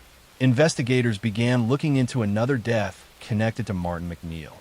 In 1974, a 2-year-old girl who had been in Martin's care had drowned in a bathtub under suspicious circumstances. The case had been ruled accidental at the time, but now investigators wondered if Martin had been responsible for that death as well. No charges were ever filed in that case due to lack of evidence and the passage of time. Martin McNeil's conviction exposed him not as the respectable doctor and family man he pretended to be, but as a liar, manipulator, and killer who had destroyed his family to satisfy his own desires. He had taken the life of the mother of his children so he could be with his mistress, then showed no remorse for what he had done. Michelle McNeil was remembered by her daughters as a loving mother who had dedicated her life to her children. She had worked hard to support Martin's career and had raised their large family with devotion. She deserved to grow old and watch her children and grandchildren grow up. But instead her life was stolen by the man who had promised to love and protect her. In April 2017, Martin McNeil was found unresponsive in his prison cell. He had died of natural causes at age 61. He spent less than 4 years in prison for taking Michelle's life, a fraction of the time his daughters believe he deserved. His death meant he would never face justice for any other potential crimes, and that he would never provide full answers about what really happened to Michelle on that April day in 2007. Next story. I'm going to tell you a story about a woman who saw dollar signs in human suffering, about babies who became commodities, and about how desperate mothers were exploited by someone who promised help but delivered only tragedy. In the Victorian slums of London during the 1860s and 1870s, unwed mothers faced impossible choices. Pregnancy outside marriage brought crushing social shame that could destroy a woman's life and her family's reputation. Many desperate women sought baby farmers, people who would take infants for a fee and supposedly care for them or place them with adoptive families. Amelia Dyer ran one of the most successful baby farming operations in England, presenting herself as a kind woman who provided a service to those in need. But the babies placed in her care were never seen again. This is the story of Amelia Dyer, one of Victorian England's most prolific killers. Between the 1860s and 1896, she is believed to have ended the lives of over 400 infants, though the exact number will never be known. She would accept babies from desperate mothers for a fee, promising to care for them or arrange adoptions. Instead, she would end their lives shortly after receiving them, keep the money, and continue advertising for more clients. Her crimes were discovered in 1896 when bodies began surfacing in the River Thames, wrapped in packages that were eventually traced back to her. Amelia Elizabeth Hobley was born in 1837 in a village near Bristol, England. She came from a respectable working-class family and received more education than was typical for girls of her social class. She trained as a nurse and seemed destined for a respectable life helping others. She married and had a daughter, but her husband passed away young, leaving Amelia to support herself and her child. Amelia struggled financially as a widow and began looking for ways to earn money. She learned about baby farming, a practice where women took in infants for payment. Some baby farmers provided legitimate care or helped arrange adoptions, but others saw it as an opportunity for profit without the burden of actually caring for children, and Amelia fell into this latter category. She began taking in babies in the 1860s, advertising her services in newspapers. Initially, she may have provided some care, but she quickly realized that keeping infants alive was expensive and labor-intensive. She discovered that ending their lives shortly after receiving them maximized profit while minimizing work. She would collect fees from mothers who believed their babies would be cared for, then dispose of the infants and keep the money. Amelia's method was simple. She would strangle babies with dressmaking tape or allow them to starve, then wrap the bodies in cloth and dump them in rivers or bury them in various locations. Many bodies were never found, and those that surfaced were often too decomposed to identify. In an era before fingerprints, DNA, or systematic record-keeping, tracking missing infants was nearly impossible. She targeted the most vulnerable mothers, young unmarried women who had become pregnant, facing terrible social stigma in Victorian society. These women were desperate to hide their situations and willing to pay for discretion. They had no power to demand accountability or follow up on their children's welfare, and Amelia exploited this powerlessness ruthlessly. Amelia moved frequently, operating under different names in various towns to avoid suspicion. When neighbors began noticing the lack of crying babies or questioning why infants arrived but quickly disappeared, she would simply relocate and begin again elsewhere. She operated her deadly business for approximately 30 years. Her crimes might have continued indefinitely, but in 1896 she made a critical mistake. A bargeman found a package floating in the Thames containing the body of an infant. The child had been strangled with tape. More packages were discovered over the following days, all containing infant bodies wrapped similarly. Police investigating the packages found a label with an address that led them to Amelia Dyer. When police arrested Amelia in April 1896, they found evidence of her baby farming operation throughout her home. They discovered correspondence with mothers arranging to place their babies, receipts for fees collected, and items belonging to infants who had disappeared. They found the tape she used for strangling. The evidence was overwhelming and undeniable.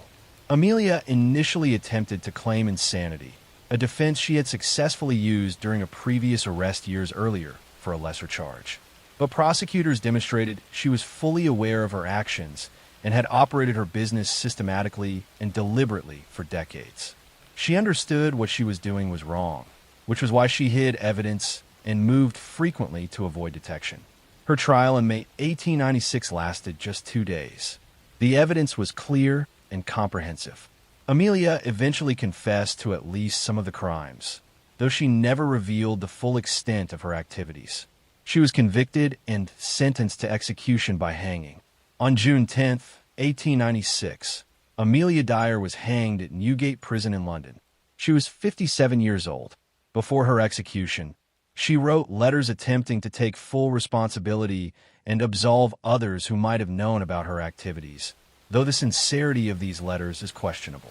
Investigators attempted to determine how many babies Amelia had actually taken and disposed of during her career. By examining her addresses, correspondence, and recovered bodies, they estimated she had been responsible for possibly 400 infant deaths, though the true number may have been higher. Many victims were never identified, and their mothers never knew what had happened to the babies they had entrusted to Amelia's care. The Amelia Dyer case shocked Victorian England and led to reforms in how fostering and adoption were regulated. The Infant Life Protection Act was strengthened, requiring registration of individuals taking in infants and regular inspections of baby farming operations. These reforms came too late for Amelia's victims, but helped protect future children from similar predators. Her case revealed the vulnerability of infants born into poverty or outside marriage in Victorian society. These babies were seen as shameful burdens rather than innocent lives deserving protection. The social stigma around unmarried motherhood created conditions where women felt they had no choice but to surrender their children to people like Amelia, trusting promises that were complete fabrications. The mothers who had given their babies to Amelia lived with devastating guilt when they learned the truth. Many had believed their children were being raised in good homes, never suspecting they had paid someone to end their babies' lives.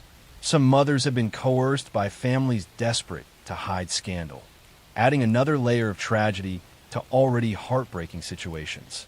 Amelia Dyer stands as one of history's most prolific serial killers, someone who turned caregiving into a business of death.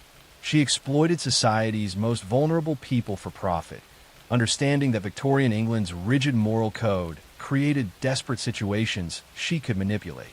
Her crimes demonstrated how poverty, shame, and lack of social support systems create opportunities for predators, and how easily lives can be destroyed when society values reputation over protecting those who cannot protect themselves. Next story. This is the story of a man who treated isolation like a craft.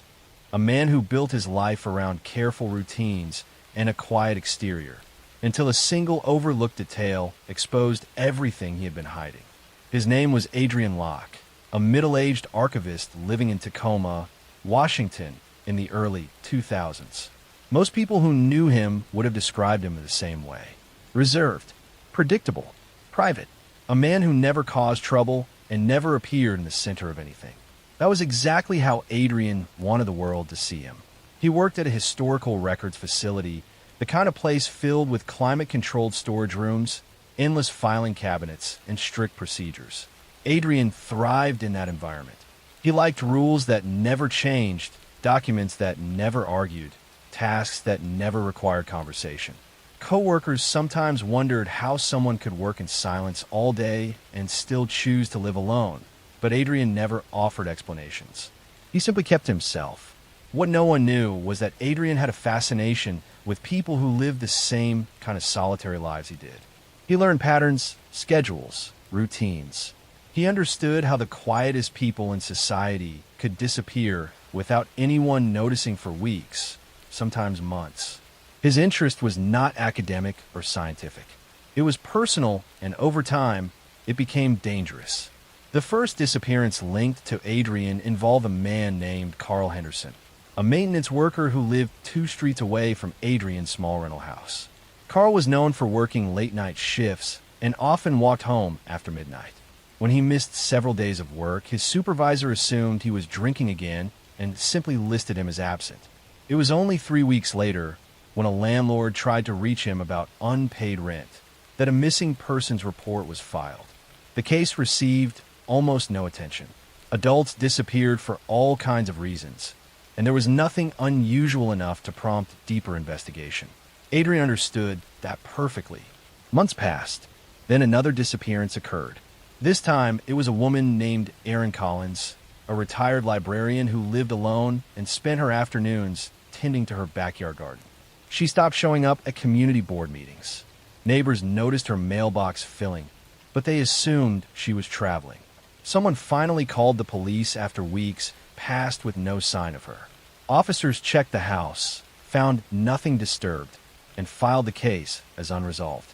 2 disappearances in one neighborhood could have drawn suspicion, but the cases were separated by time, by circumstances, and by the victims' isolated lifestyles. No one saw a pattern. No one thought about Adrian at all. He continued living his quiet life, going to work, returning home, maintaining the same predictable schedule every single day.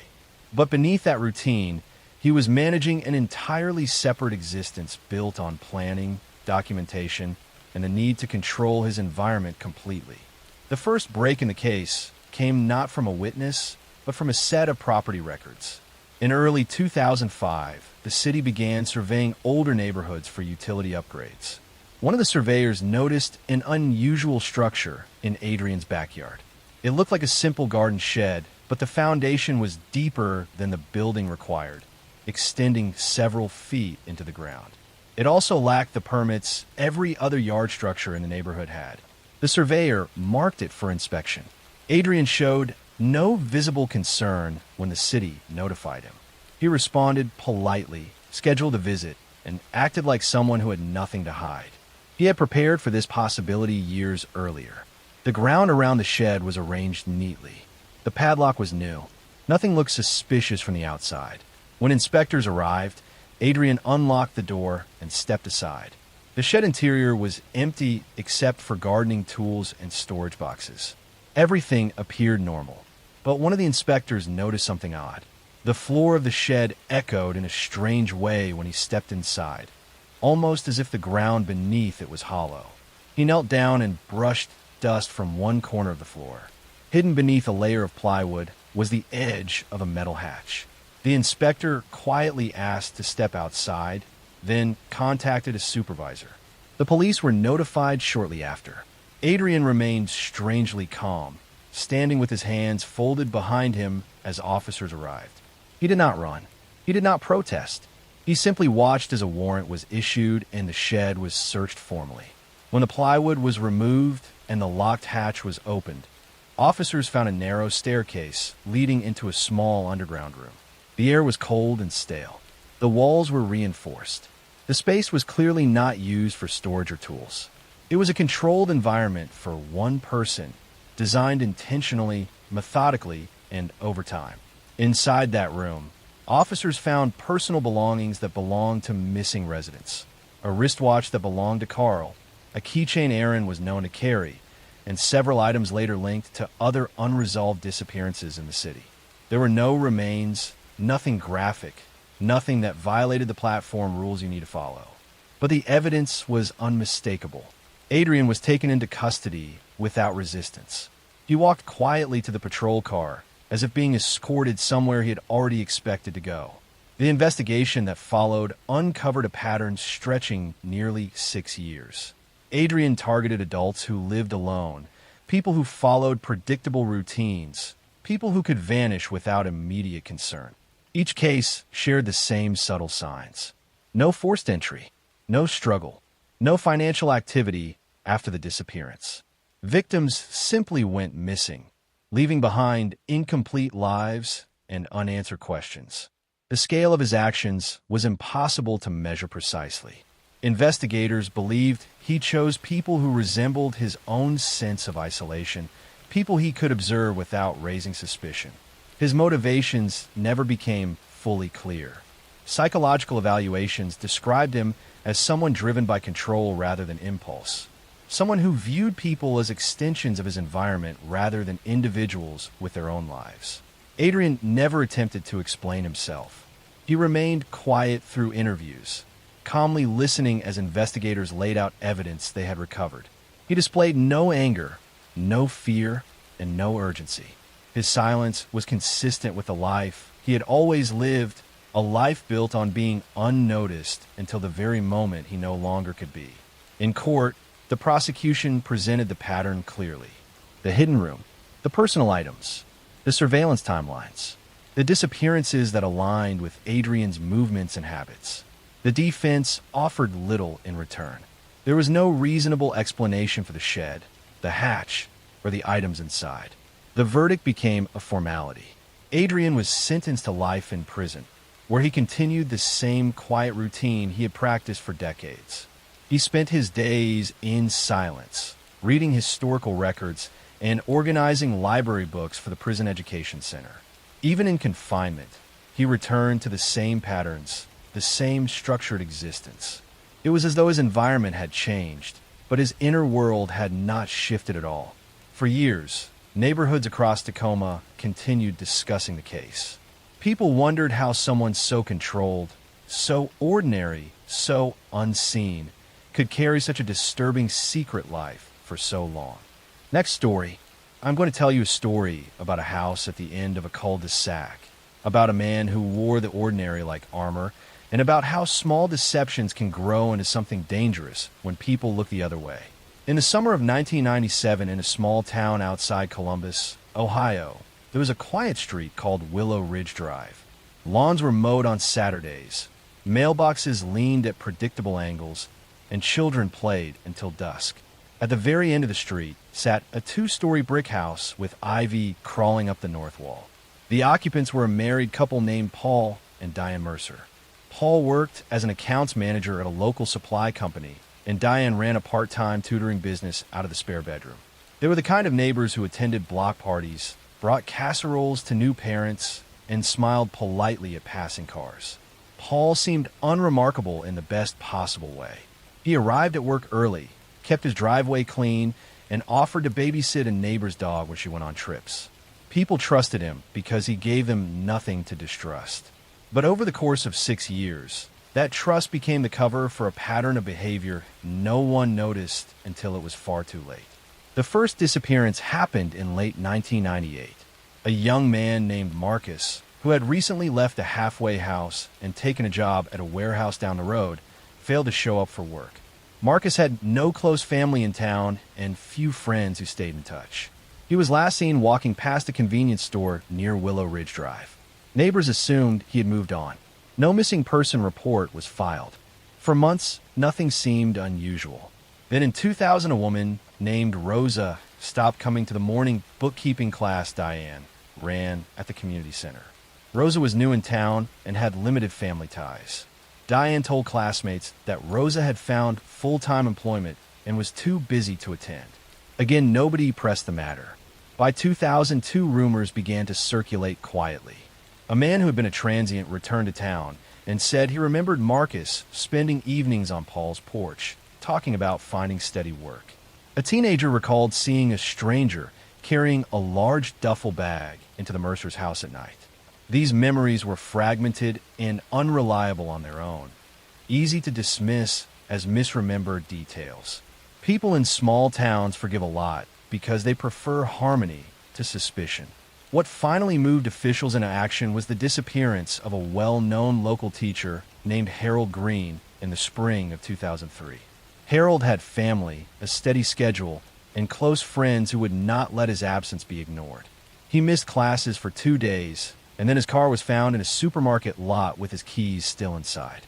The school filed a report.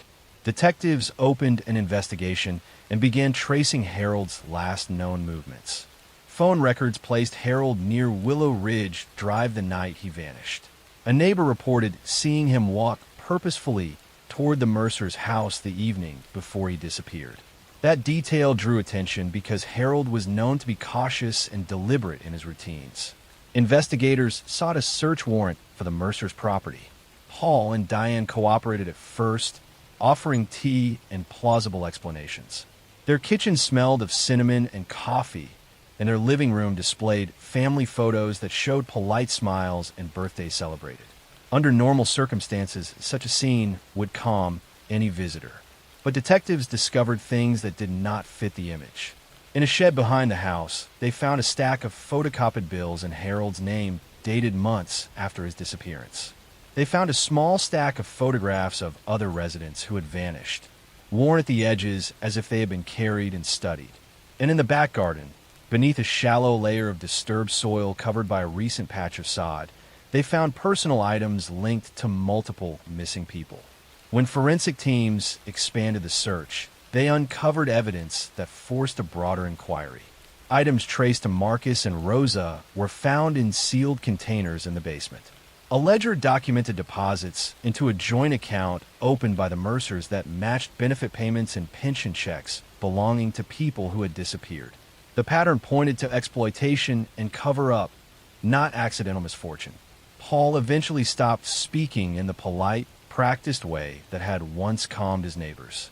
Under sustained questioning, he offered a narrative that mixed neglect with a chilling rationality.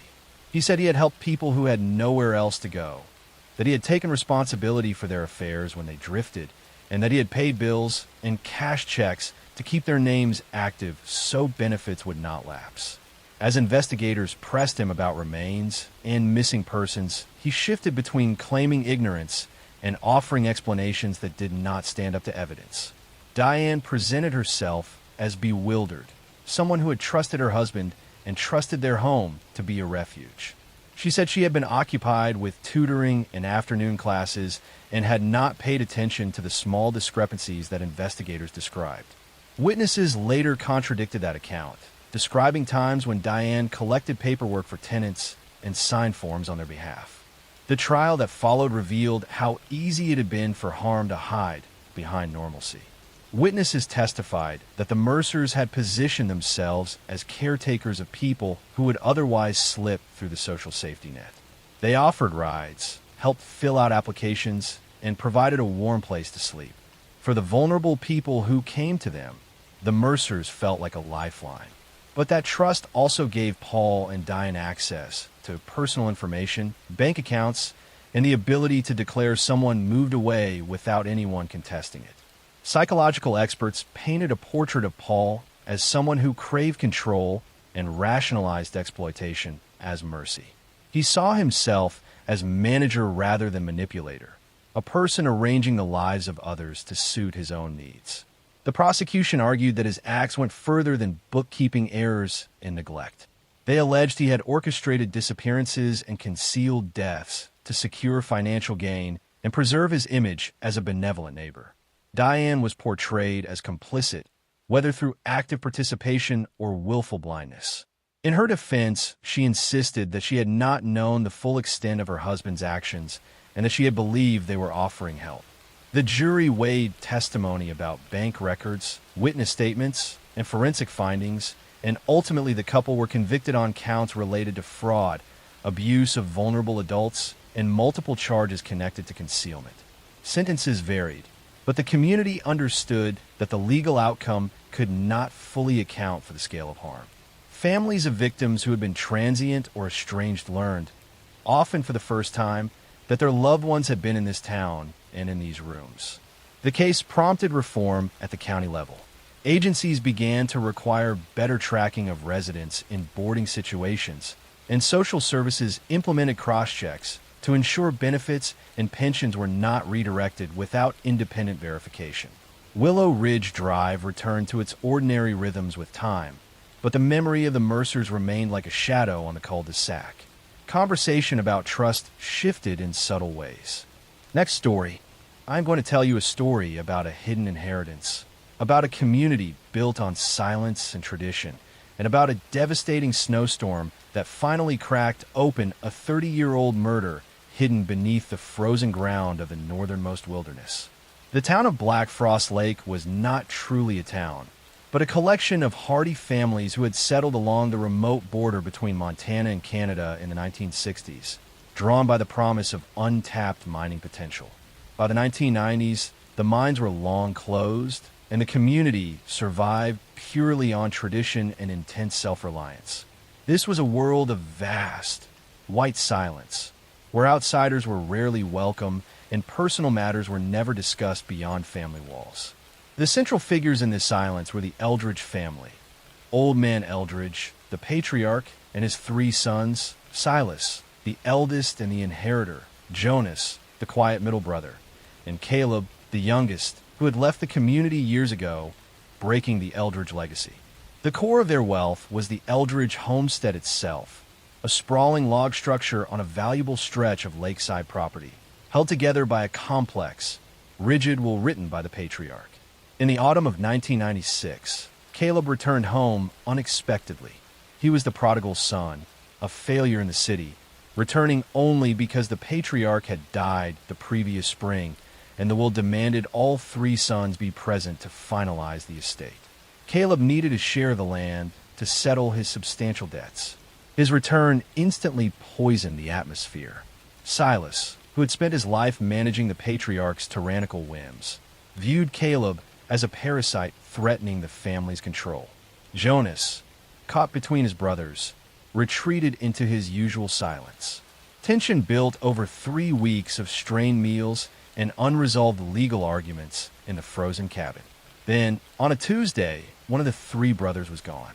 Silas told the few people he spoke to that Caleb, unable to wait for the lawyers, had grown frustrated and simply packed his bags and hitchhiked back to the city. Silas's explanation was accepted immediately. Caleb was known to be volatile and unreliable. For 30 years, the disappearance of Caleb Eldridge remained an accepted truth. He ran away. The true breaking point came 30 years later, in January 2026. A historically severe blizzard, a weather event nicknamed the White Silence, descended upon Black Frost Lake, trapping residents for weeks and cutting off all power and communication. During the extreme cold snap, the old Eldridge homestead, now owned solely by Silas, suffered a devastating structural failure. The massive central stone chimney, which had stood since the 1960s, finally succumbed to a combination of old age and the record-breaking ice, collapsing partially into the living room floor. The collapse forced Silas to allow the first outside access the property had seen in decades. The county construction crew, assessing the damage, quickly realized the structural collapse was worse than expected. They found that the old foundation beneath the chimney had been irregularly reinforced with newer concrete. Detective Maria Ortiz, who specialized in cold cases and was one of the few officials allowed past the community's initial defenses, was called in. Ortiz immediately found the anomaly near the chimney base suspicious. The newer concrete wasn't meant to support the chimney. It seemed designed to fill something. Using ground-penetrating radar, Ortiz confirmed a density variance within the new concrete block that was far too large to be simple rubble. When the construction crew reluctantly broke through the thick layer of new cement, they uncovered the reason for the 30-year silence: the remains of Caleb Eldridge. The forensic examination provided the initial timeline. Caleb had been murdered 30 years prior, just days before Silas announced his supposed departure. He had been struck violently and repeatedly with a blunt object. His body was then hastily concealed beneath the floorboards of the living room, and the original chimney structure was later modified to permanently seal the area with layers of concrete and stone, a heavy, unmovable monument built over the crime. The initial investigation focused entirely on Silas, the owner, the most controlling brother, and the one who benefited most from Caleb's removal. Silas maintained his stoic composure, claiming he had simply found Caleb dead after a drunken fall and buried him quickly to avoid the legal scrutiny that would disrupt the family's sensitive legal inheritance process. Ortiz was not convinced. She focused on the physical evidence found near the body: a broken leather watch strap, which did not belong to Caleb, and a peculiar type of antique metal clasp, which did not belong to the homestead's furniture. The watch strap and the clasp led Ortiz to Jonas. Jonas was known for his quiet, methodical obsession with restoring old timepieces, and the clasp matched a unique type of chest he was known to own. The pressure of the discovery and the ensuing investigation cracked the Eldridge silence. Jonas confessed. The murder of Caleb was not an act of greed by Silas, but an impulsive act of rage by Jonas, the quiet middle brother. Jonas revealed the truth of the inheritance. The patriarchs will contain a secret clause stipulating that the property would be split equally only if all three sons unanimously agreed to sell the land. If any son died, the remaining brothers inherited the entirety, but if any brother forced the sale, the inheritance was forfeit. Caleb, in his desperation, had been attempting to force the sale against the wishes of his brothers. The final confrontation occurred not between Silas and Caleb, but between Jonas and Caleb late one night in the living room. Caleb had threatened to burn the homestead to force the property sale. Jonas, the quiet brother, whose entire existence was defined by preserving the family's legacy and property, snapped. He struck Caleb, then panicked. Silas did not commit the murder, but he became an immediate accomplice. He saw the murder not as a tragedy, but as a final, definitive solution to their inheritance problem. The two surviving brothers instantly sealed their pact of silence. They moved the body modified the chimney structure using the construction supplies already available on the property, and then spent 3 decades maintaining the seamless narrative of Caleb's sudden departure. The weight of the stone chimney, the symbolic heart of the Eldridge legacy, was used to crush the secret and silence the truth forever. The white silence, the very force of nature that isolated the community, was the final instrument of justice. The collapse of the monument they built over their crime ultimately exposed it, proving that even the most enduring, frozen secrets cannot withstand the relentless passage of time and the forces of the natural world. The case of the Eldridge homestead remains a chilling example of how silence and isolation can become a shared, self-imposed prison, and how the ties of inheritance can bind brothers not through love, but through the shared, suffocating weight of an unforgivable act. The community of Black Frost Lake, forced to acknowledge the decades of deception in their midst, learned that the deepest frost sometimes settles not on the ground, but in the heart of a family. Next story. I'm going to tell you a story about a childhood stolen, about a monster who wore the mask of Minter, and about how an entire sport failed to protect the children in its care. In the gymnasiums of Pennsylvania State University, where young athletes trained with dreams of Olympic glory, a doctor moved among them with keys to every locker room and unfettered access to vulnerable children. Parents trusted him completely, grateful their daughters were receiving medical care from such a respected professional. But behind closed doors, under the guise of treatment, he was committing crimes that would eventually reveal themselves as one of the most extensive child sexual abuse cases in American history. This is the story of Larry Nassar, a sports medicine doctor who sexually abused at least 265 young female athletes over more than 2 decades. Between 1992 and 2016, he used his position as team doctor for USA Gymnastics and Michigan State University to assault girls as young as 6 years old, disguising his abuse as legitimate medical treatment. His crimes were enabled by institutions that ignored complaints, silenced victims, and protected their reputations rather than the children in their care. Lawrence Gerard Nassar was born on August 16, 1963, in Farmington Hills, Michigan. He grew up in a middle-class family where education and achievement were valued. His childhood appeared unremarkable, with no obvious signs of the predator he would become. He was intelligent and focused, showing early interest in sports medicine and athletic training. Larry attended Michigan State University, earning undergraduate and graduate degrees in kinesiology before attending medical school. He was drawn to sports medicine, particularly gymnastics, where he saw opportunity to work with elite young athletes. He completed his training and became licensed as an osteopathic physician, gaining credentials that would give him authority and trust. In 1986, while still a student, Larry began working as an athletic trainer for the USA Gymnastics team. He quickly made himself indispensable, volunteering for events, traveling with teams, and building relationships with coaches and officials. He positioned himself as someone dedicated to the athletes, always available, always willing to help. This reputation gave him access and trust that he would exploit for decades. Larry developed a technique he claimed was a legitimate treatment for various athletic injuries, particularly back and hip pain. He called it pelvic floor therapy and told athletes it required internal manipulation. In reality, he was sexually assaulting them, penetrating them with his unloved hands while claiming it was medical treatment.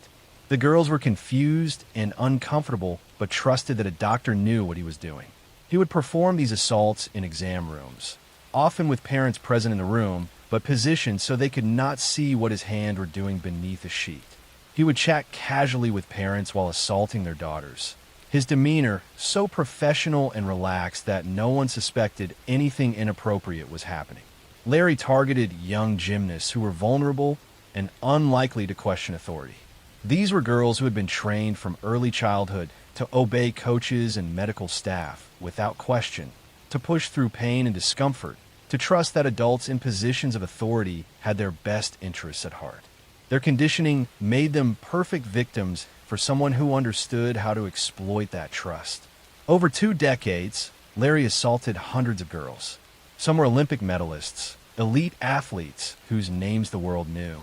Most were young gymnasts training at local clubs, girls with Olympic dreams who trusted that the national team doctor was providing them with the best care possible. He assaulted them at competitions, at training camps, at his office at Michigan State University, and even at his home where parents would bring their daughters for treatment. Reports of Larry's abuse began surfacing as early as the 1990s, but they were consistently dismissed or ignored. Young athletes complained to coaches, to USA Gymnastics officials, to Michigan State administrators. Each time, the institutions chose to protect Larry rather than investigate the claims. Officials told victims they were misunderstanding legitimate medical treatment. Some were warned that speaking out would damage their careers and the sport they loved. In 2004, a young gymnast reported Larry's abuse to Michigan State University police. An investigation was conducted but closed without charges. Larry was allowed to continue practicing. In 2014, another athlete filed a complaint with the university. Again, an investigation concluded that Larry's techniques were legitimate medical procedures. The institution sided with the doctor rather than the victim.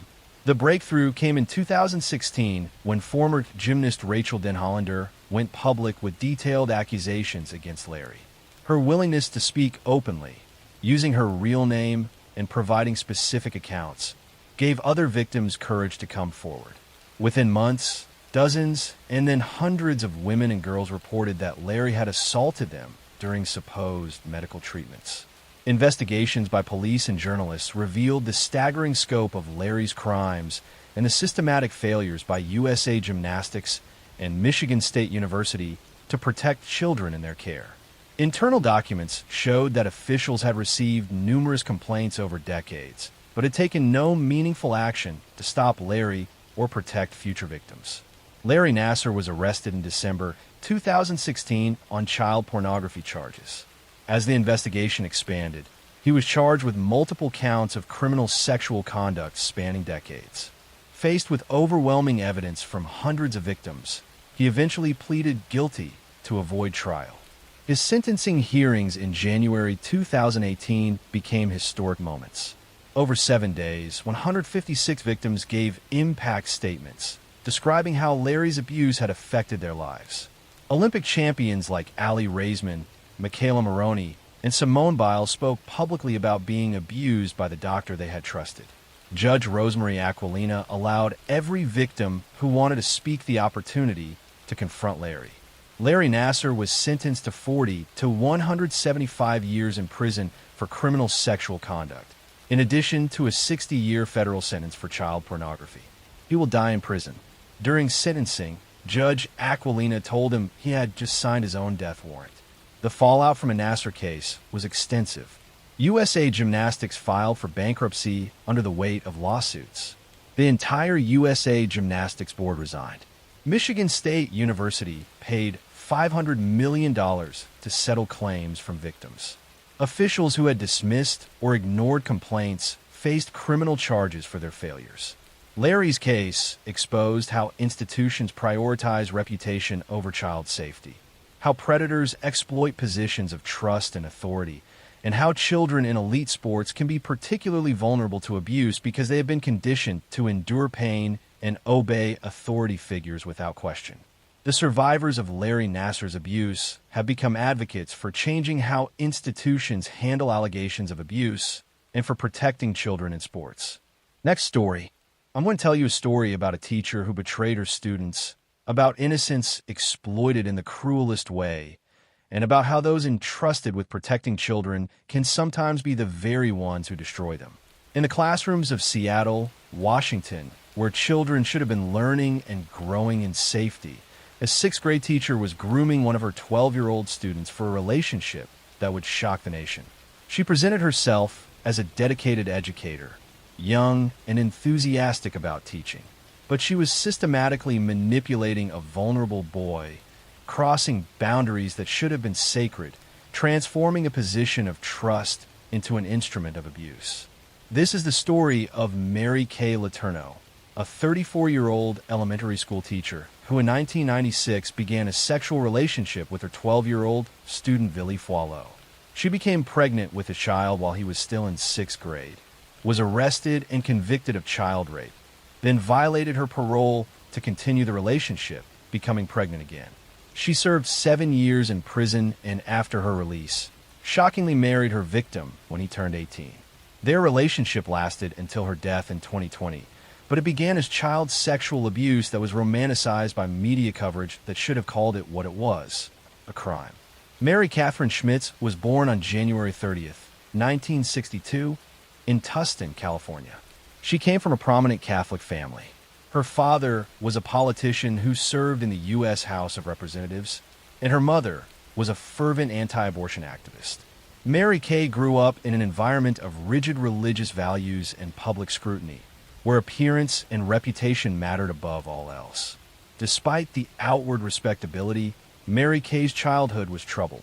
Her father was later revealed to have had affairs and illegitimate children, creating a family environment built on hypocrisy and hidden shame.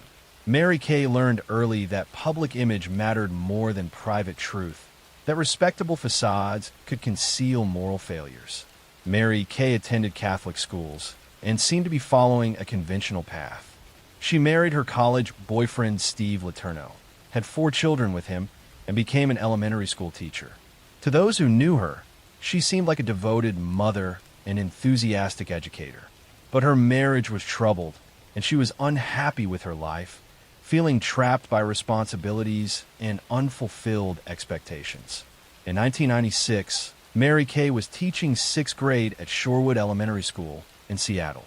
Among her students was 12-year-old Billy Foileau, a quiet boy from a troubled family. Billy's home life was chaotic, with an absent father and a mother struggling with her own issues. He was vulnerable, seeking attention and validation that he was not receiving at home. Mary Kay began paying special attention to Billy, praising his artwork and spending time with him after school. What she claimed was mentoring was actually grooming, the systematic process predators use to break down boundaries and prepare victims for abuse. She isolated him from other students, created situations where they would be alone together, and convinced him that their relationship was special and unique. By summer 1996, Mary Kay and Billy were having sexual contact. She was a 34-year-old married mother of 4. He was a 12-year-old child who could not legally consent to any sexual activity with an adult. The relationship was statutory rape under Washington law, a crime that recognized children cannot consent to sex with adults regardless of what they might say or believe. Mary Kay became pregnant with Billy's child in late 1996. When she gave birth in May 1997, the situation could no longer be hidden. Police were notified and began investigating. Mary Kay was arrested and charged with 2 counts of second-degree child rape. During her trial, Mary Kay claimed she was in love with Billy and that their relationship was consensual. Her attorneys attempted to portray it as a love story rather than abuse. But prosecutors argued correctly that a 12-year-old cannot consent to sex with an adult, that the power imbalance between teacher and student made consent impossible, and that Mary Kay had exploited her position of authority to sexually abuse a child in her care. Mary Kay pleaded guilty to 2 counts of second-degree child rape in August 1997. She was sentenced to 7.5 years in prison, but the judge suspended all but 6 months on the condition that she have no contact with Billy. She was released in January 1998 with strict orders to stay away from her victim. Within weeks of her release, Mary Kay violated her parole by meeting with Billy. Police found them together in a car in February 1998. She was immediately arrested and sent back to prison to serve her full sentence. She was also pregnant again with Billy's second child, conceived during her brief period of freedom. Mary Kay served 7 years in prison, giving birth to her second daughter by Billy while incarcerated. During this time, media coverage of the case was disturbing in how it romanticized the relationship. Some outlets portrayed it as a forbidden love story rather than what it was, an adult sexually abusing a child. This coverage minimized the crime and normalized predatory behavior when the perpetrator was an attractive woman and the victim was a boy.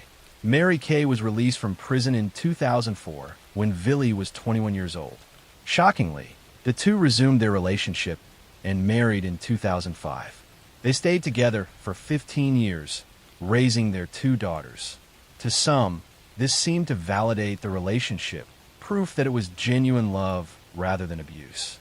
But psychologists and child protection advocates argued that Villy had been groomed from such a young age that his perception of the relationship was fundamentally warped by the abuse.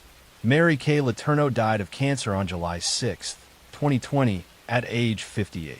Villy separated from her before her death, finally gaining distance from the woman who had abused him as a child. In interviews after her death, he acknowledged the relationship had been inappropriate and that he had been victimized, though he struggled to fully process and articulate the abuse he had experienced. The Mary Kay Letourneau case exposed serious double standards in how society views sexual abuse. When male teachers abuse female students, they are rightfully called predators and pedophiles. But when female teachers abuse male students, the crimes are often minimized with language like affair or relationship, as if a child can have an affair with an adult. The case also revealed how victims of abuse can be so thoroughly groomed that they defend their abusers and even continue relationships with them into adulthood. This does not make the abuse less real or less damaging. It demonstrates how profoundly predators can warp their victims' understanding of healthy relationships. Mary Kay Letourneau was not a romantic figure or a woman who fell in love inappropriately. She was a child predator who used her position of authority to sexually abuse a vulnerable 12-year-old boy, destroyed his childhood, and warped his development so thoroughly that he could not escape her influence even as an adult. Her story is not a love story. It is a crime story about a teacher who betrayed every principle of her profession and a system that failed to protect a child from his abuser. Next story, I'm going to tell you a story about ambition twisted into violence, about a woman who wanted fame at any cost, and about how desperation for recognition can transform into murderous rage.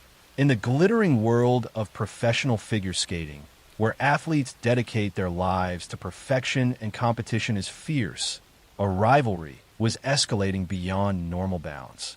Two skaters were competing for spots on the 1994 U.S. Olympic team, but one was willing to cross lines that should never be crossed to eliminate her competition. What followed would become one of the most infamous attacks in sports history. This is the story of Tanya Harding and the attack on Nancy Kerrigan. On January 6th, 1994, as Nancy practiced at a skating rink in Detroit, a man approached her after she left the ice and struck her knee with a metal baton.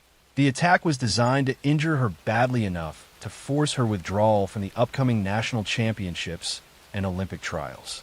The assailant was hired by Tanya's ex-husband Jeff Gillooly and her bodyguard Sean Eckhart, and evidence suggested Tanya knew about and approved the plan. The attack failed to end Nancy's career, but it ended Tanya's destroyed reputations and revealed how far some will go to achieve their dreams. Tanya Maxine Harding was born on November 12, 1970, in Portland, Oregon. Her childhood was marked by poverty and abuse that shaped her aggressive, combative personality.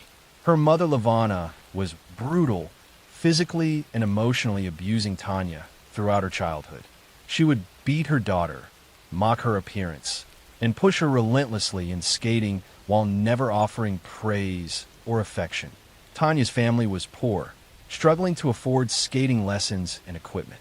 This made her an outsider in the elite world of figure skating, where most competitors came from wealthy families who could afford the best coaches and training. Tanya wore homemade costumes while her competitors wore expensive designer outfits. She felt judged and dismissed by skating officials who valued elegance and refinement, qualities Tanya's rough background had not provided. But Tanya had undeniable athletic ability.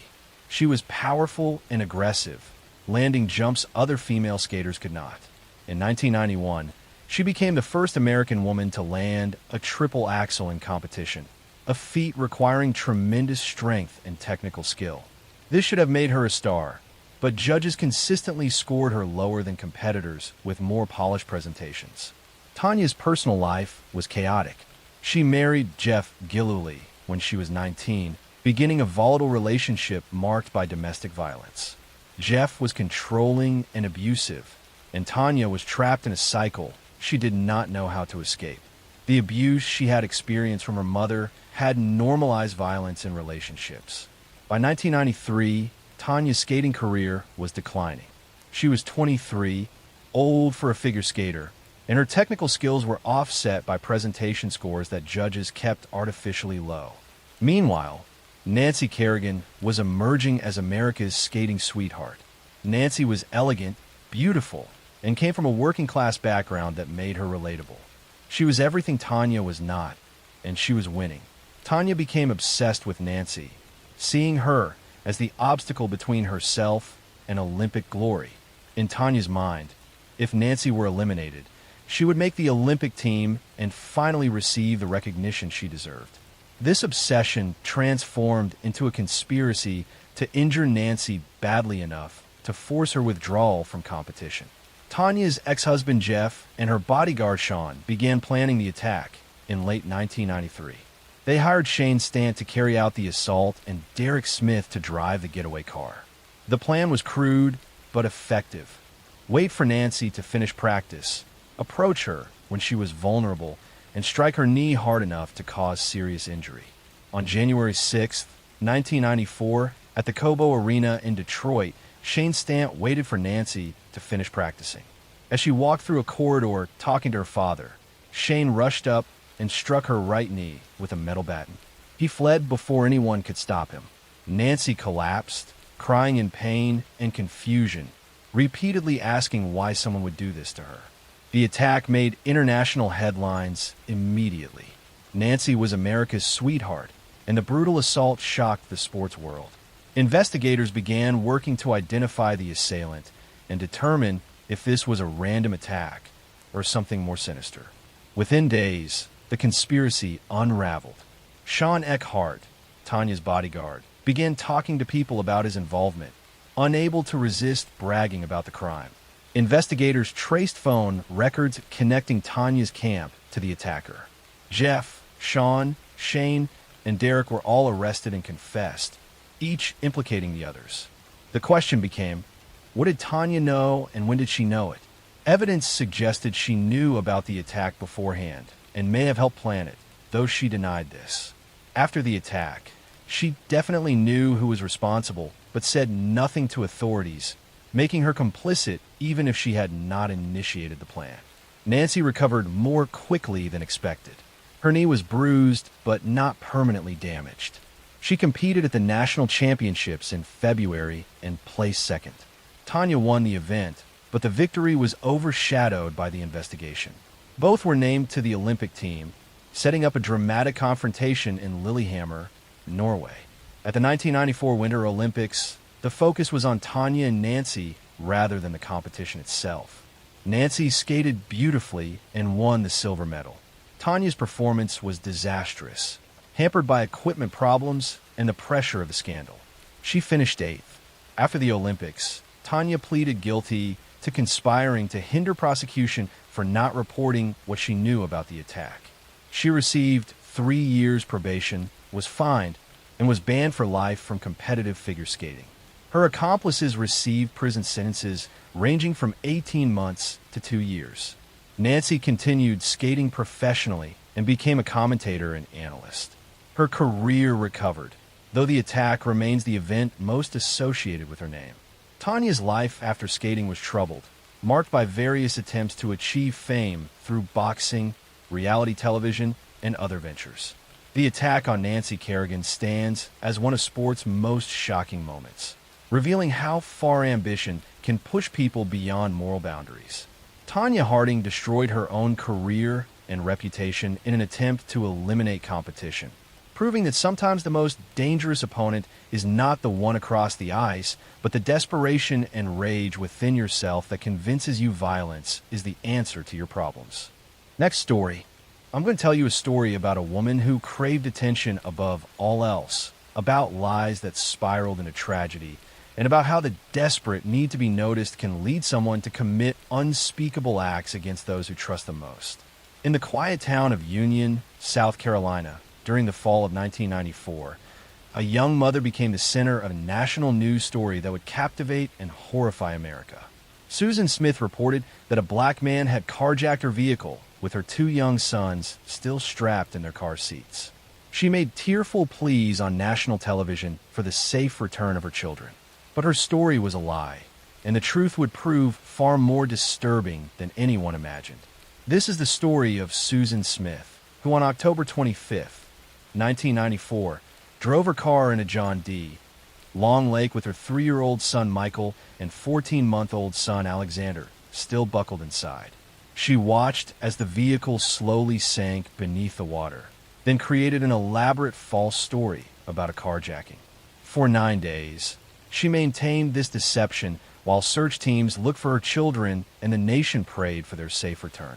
Her confession shocked the world and raised difficult questions about what could drive a mother to such an act.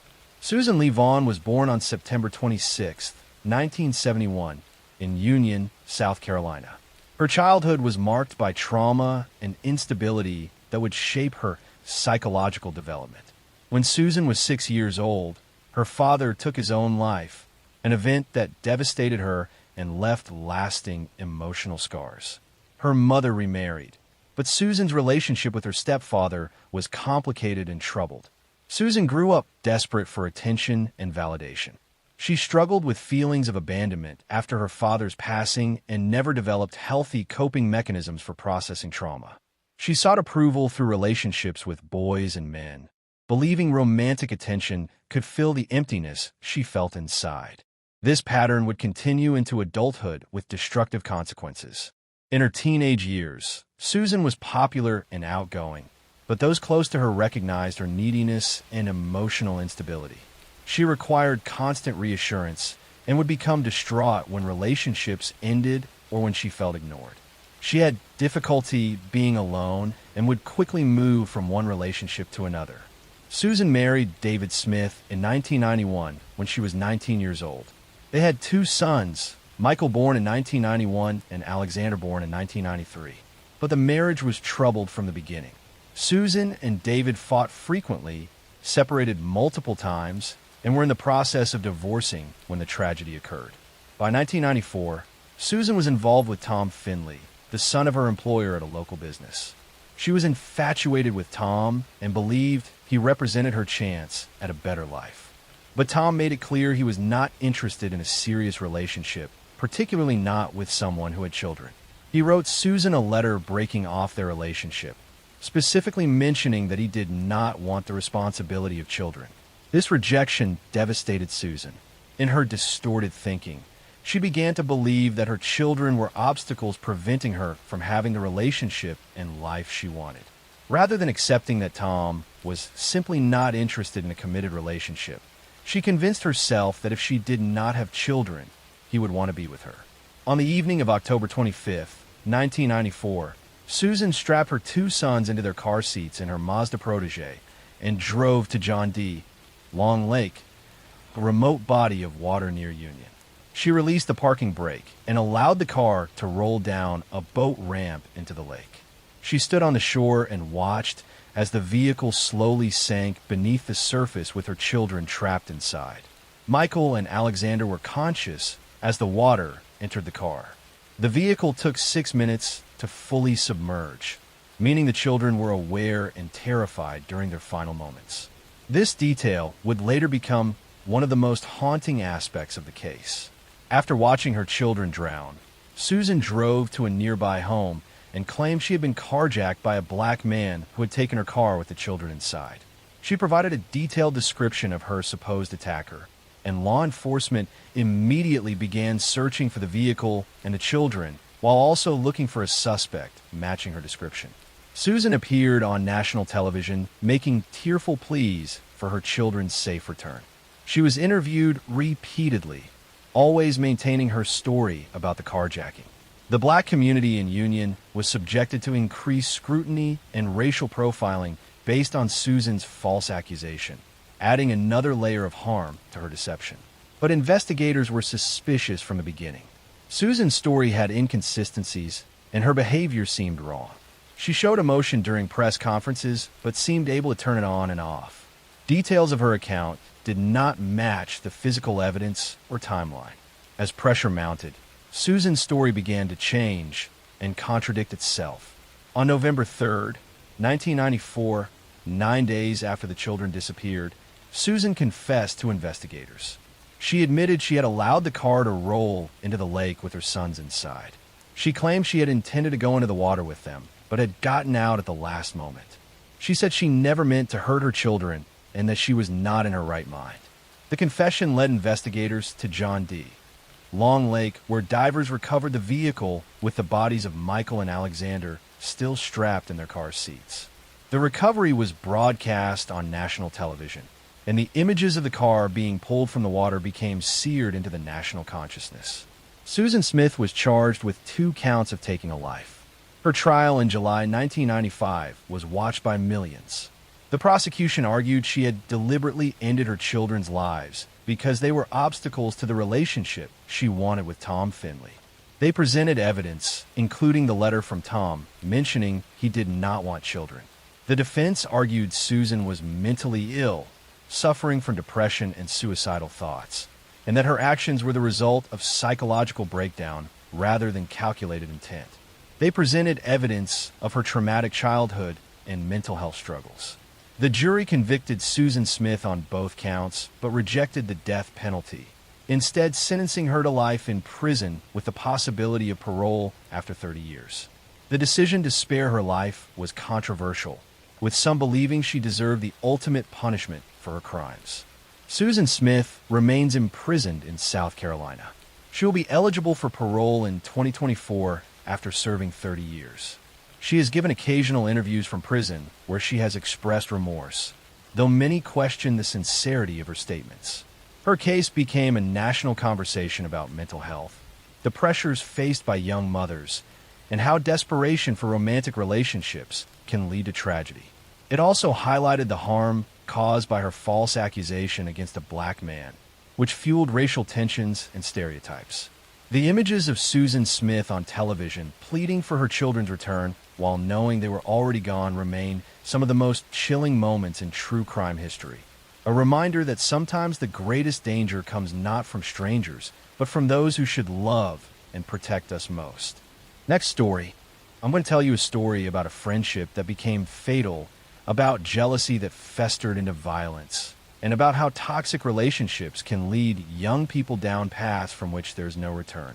In the suburbs of New Jersey during the summer of 2011, 2 teenage girls were inseparable best friends who shared everything. Rachel Schoaf and Shalia Eddy had known each other since elementary school, forming a bond that seemed unbreakable. But when a third girl entered their friendship circle, the dynamics shifted in dangerous ways.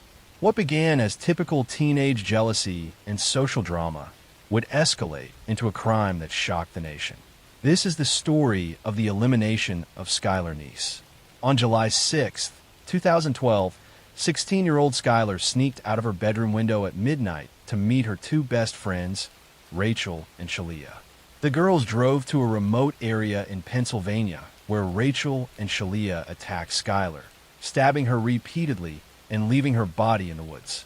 For 6 months, the 2 girls maintained their innocence, helping search for Skylar and posting tributes on social media.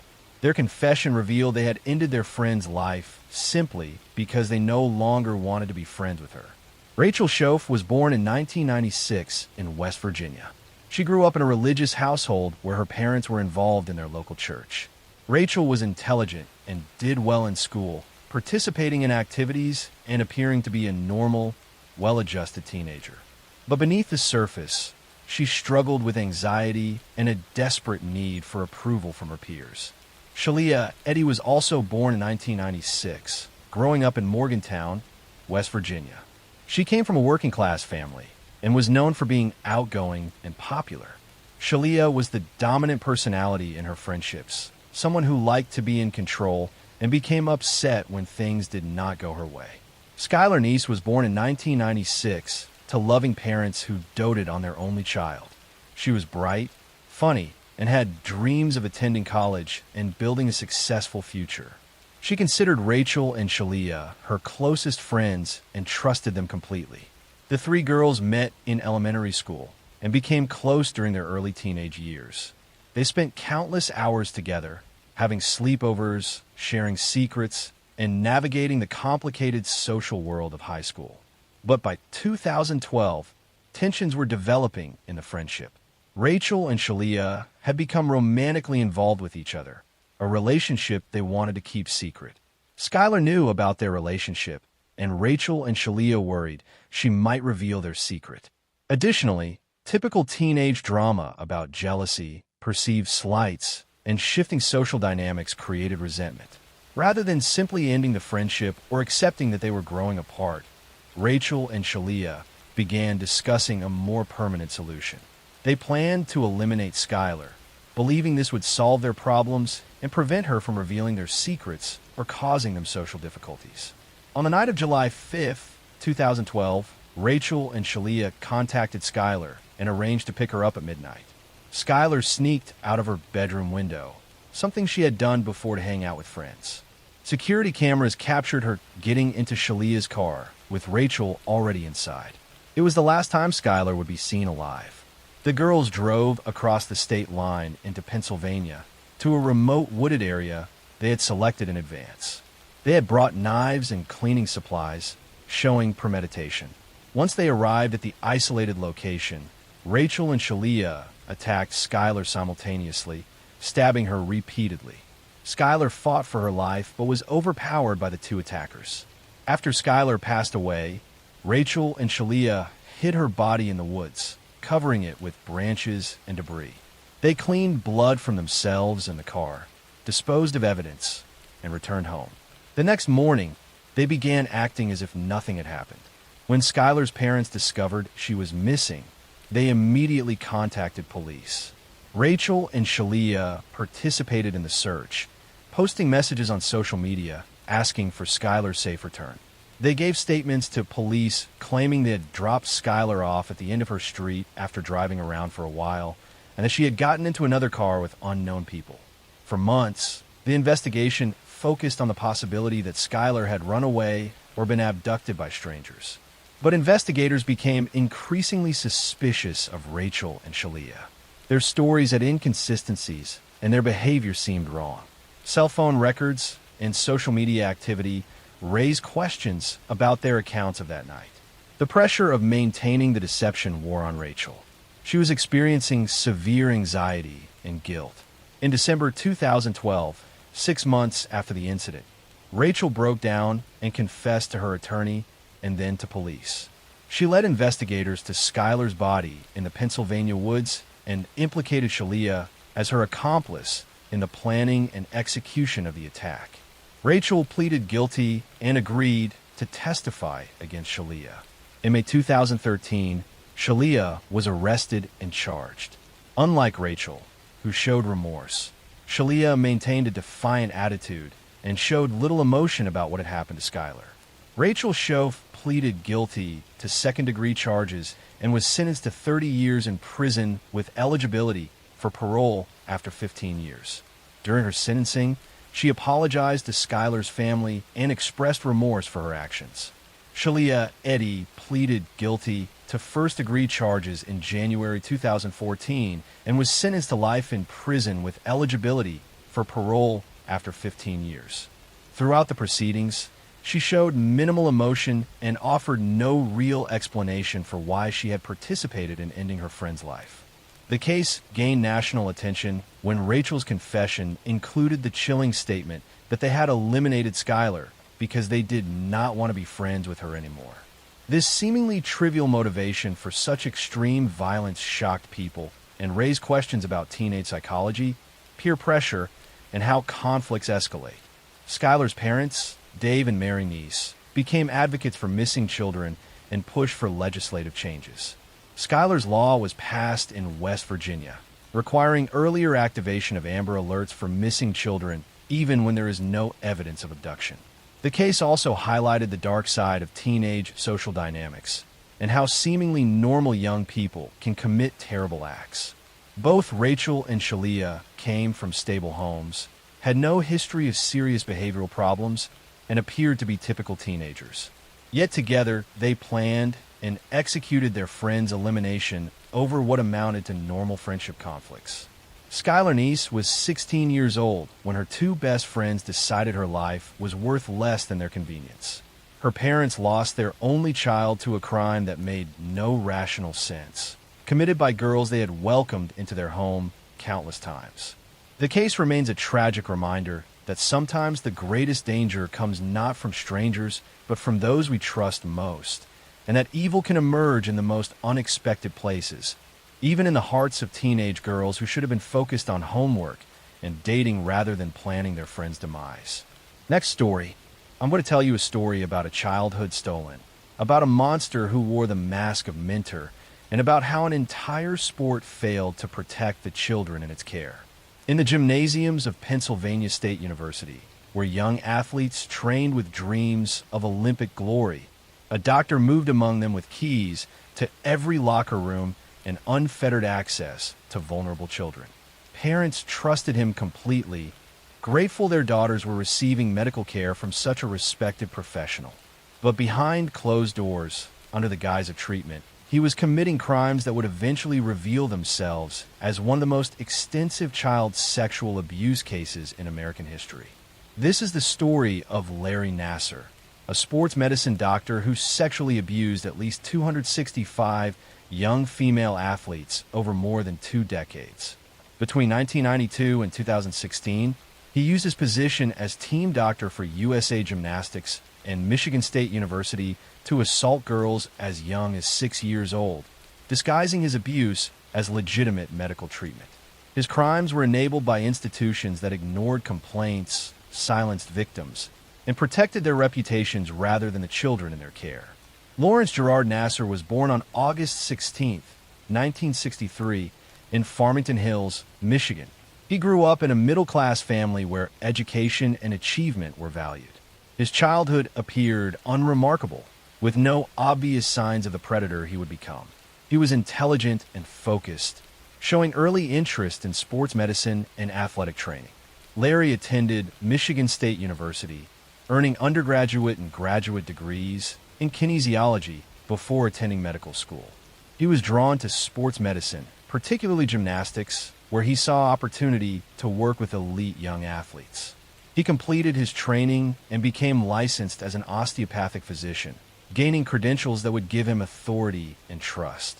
In 1986, while still a student, Larry began working as an athletic trainer for the USA Gymnastics team. He quickly made himself indispensable, volunteering for events, traveling with teams, and building relationships with coaches and officials. He positioned himself as someone dedicated to the athletes, always available, always willing to help. This reputation gave him access and trust that he would exploit for decades. Larry developed a technique he claimed was a legitimate treatment for various athletic injuries, particularly back and hip pain. He called it pelvic floor therapy and told athletes it required internal manipulation.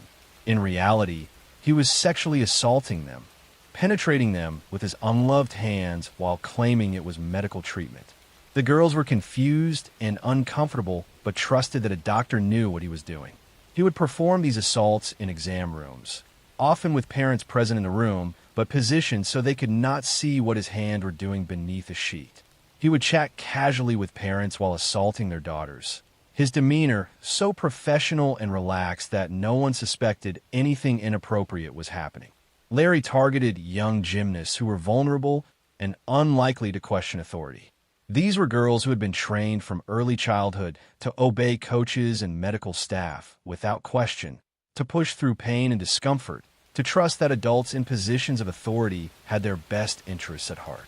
Their conditioning made them perfect victims for someone who understood how to exploit that trust. Over 2 decades, Larry assaulted hundreds of girls. Some were Olympic medalists, elite athletes whose names the world knew. Most were young gymnasts training at local clubs, girls with Olympic dreams who trusted that the national team doctor was providing them with the best care possible. He assaulted them at competitions, at training camps, at his office at Michigan State University, and even at his home where parents would bring their daughters for treatment. Reports of Larry's abuse began surfacing as early as the 1990s. but they were consistently dismissed or ignored. Young athletes complained to coaches, to USA Gymnastics officials, to Michigan State administrators. Each time, the institutions chose to protect Larry rather than investigate the claims. Officials told victims they were misunderstanding legitimate medical treatment. Some were warned that speaking out would damage their careers and the sport they loved. In 2004, a young gymnast reported Larry's abuse to Michigan State University police. An investigation was conducted, but closed without charges. Larry was allowed to continue practicing. In 2014, another athlete filed a complaint with the university. Again, an investigation concluded that Larry's techniques were legitimate medical procedures. The institution sided with the doctor rather than the victim. The breakthrough came in 2016 when former gymnast Rachel Den Hollander went public with detailed accusations against Larry.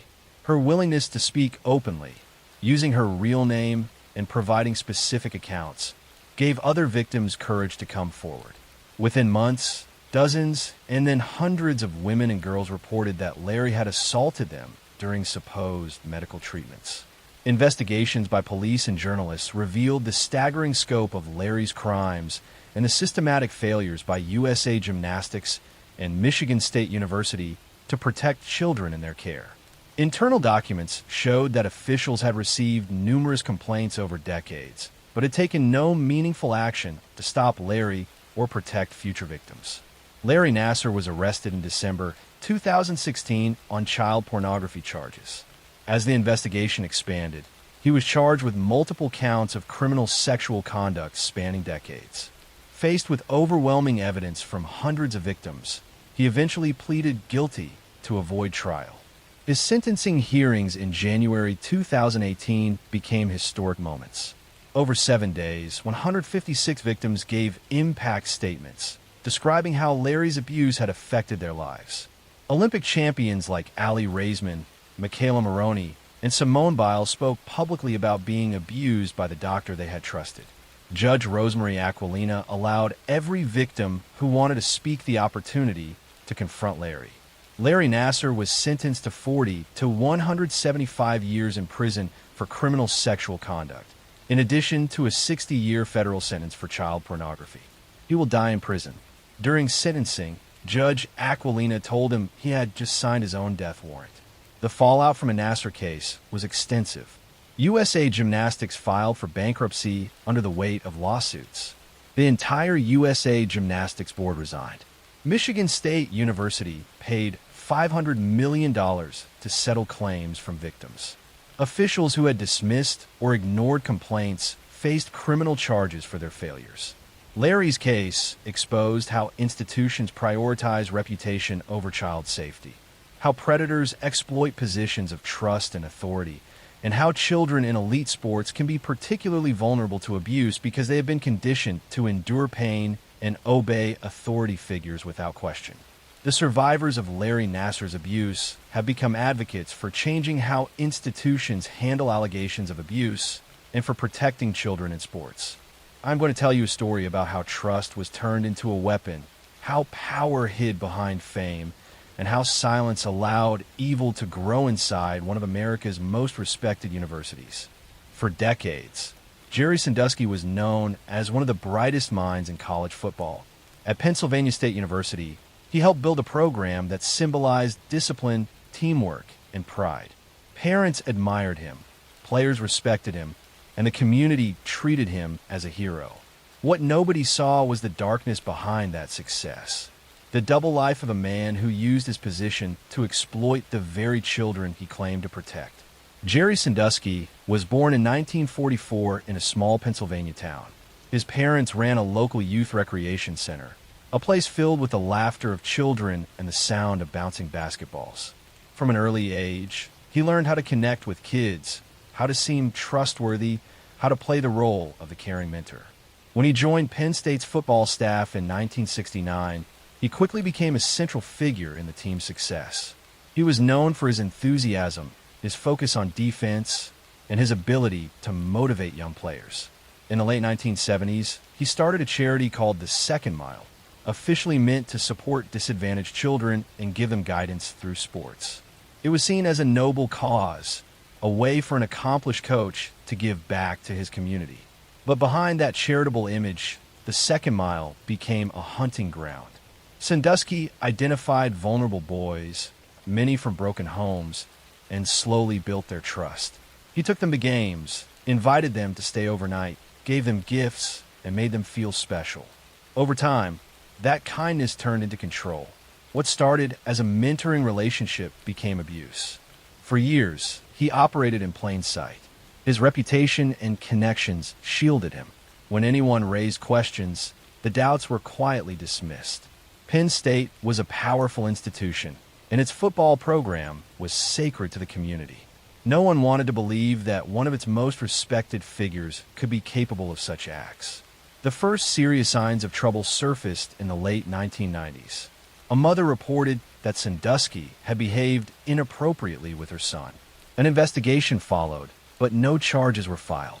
He retired from Penn State in 1999, but the university continued to give him full access to its athletic facilities. He still brought children there through his charity, walking freely in the same locker rooms and showers he had always used. In 2001, a graduate assistant walked into a locker room and saw something no one should ever see: Sandusky with a young boy in the showers. The incident was reported to university officials, but the matter was handled internally. The police were never called. Penn State's leadership chose to protect the institution's image rather than confront the truth. For another decade, Sandusky continued to meet boys through the second mile. The abuse did not stop until investigators from the state attorney general's office began piecing together the stories of multiple victims. One by one, young men came forward describing the same pattern: the gifts, the trust, the gradual manipulation, and the assaults that followed. In 2011, the case exploded into public view. Jerry Sandusky was arrested and charged with dozens of counts of sexual abuse involving boys as young as 10 years old. The fallout reached far beyond him. Joe Paterno, the legendary head coach who had built Penn State's football empire, was fired for failing to act on the reports. The university's president and athletic director also faced charges for covering up what they knew. The trial in 2012 revealed years of institutional failure. Victims described the psychological manipulation, the fear, and the shame that kept them silent. Prosecutors showed how officials ignored red flags to preserve the reputation of their program. Sandusky was convicted on 45 counts of sexual abuse and sentenced to 30 to 60 years in prison. He was 70 years old at the time, a life sentence in all but name. The damage left behind was immense. Penn State's image was destroyed, its leaders disgraced, and its football program tainted forever. But the deepest wounds were those carried by the survivors, the young men whose childhoods were stolen and whose voices were ignored for so long. The Sandusky case forced America to confront uncomfortable truths about power, loyalty, and silence. It showed how institutions can protect themselves instead of the people they are supposed to serve, and how predators thrive when no one dares to challenge them. Today, Penn State has tried to rebuild its reputation, but for many, the memory of what happened there will never fade. The boys who trusted Jerry Sandusky will never get back the years that were taken from them. Their courage in speaking out ended the career of a powerful man and exposed the price of protecting an image over protecting children.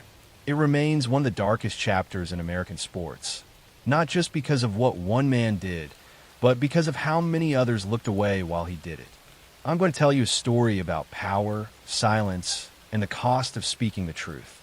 It is the story of how an industry built on dreams and fame allowed one man to control women's futures through fear.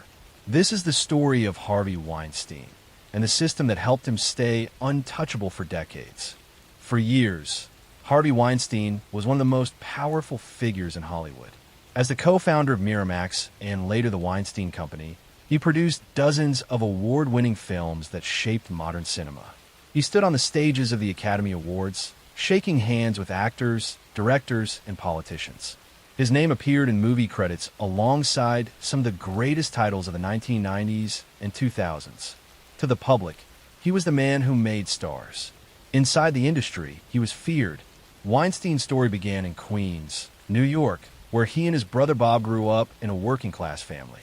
In the 1970s, the two founded Miramax, naming it after their parents, Miriam and Max. They began by distributing small independent films, slowly building a reputation for bringing daring stories to mainstream audiences. By the 1990s, Miramax was a powerhouse. It released Pulp Fiction, The English Patient, Shakespeare in Love, and countless others that defined a generation.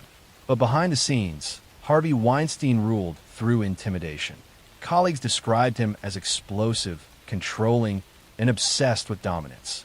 He shouted at assistants, humiliated executives, and demanded absolute loyalty. That same hunger for power extended beyond his office and into his relationships with women.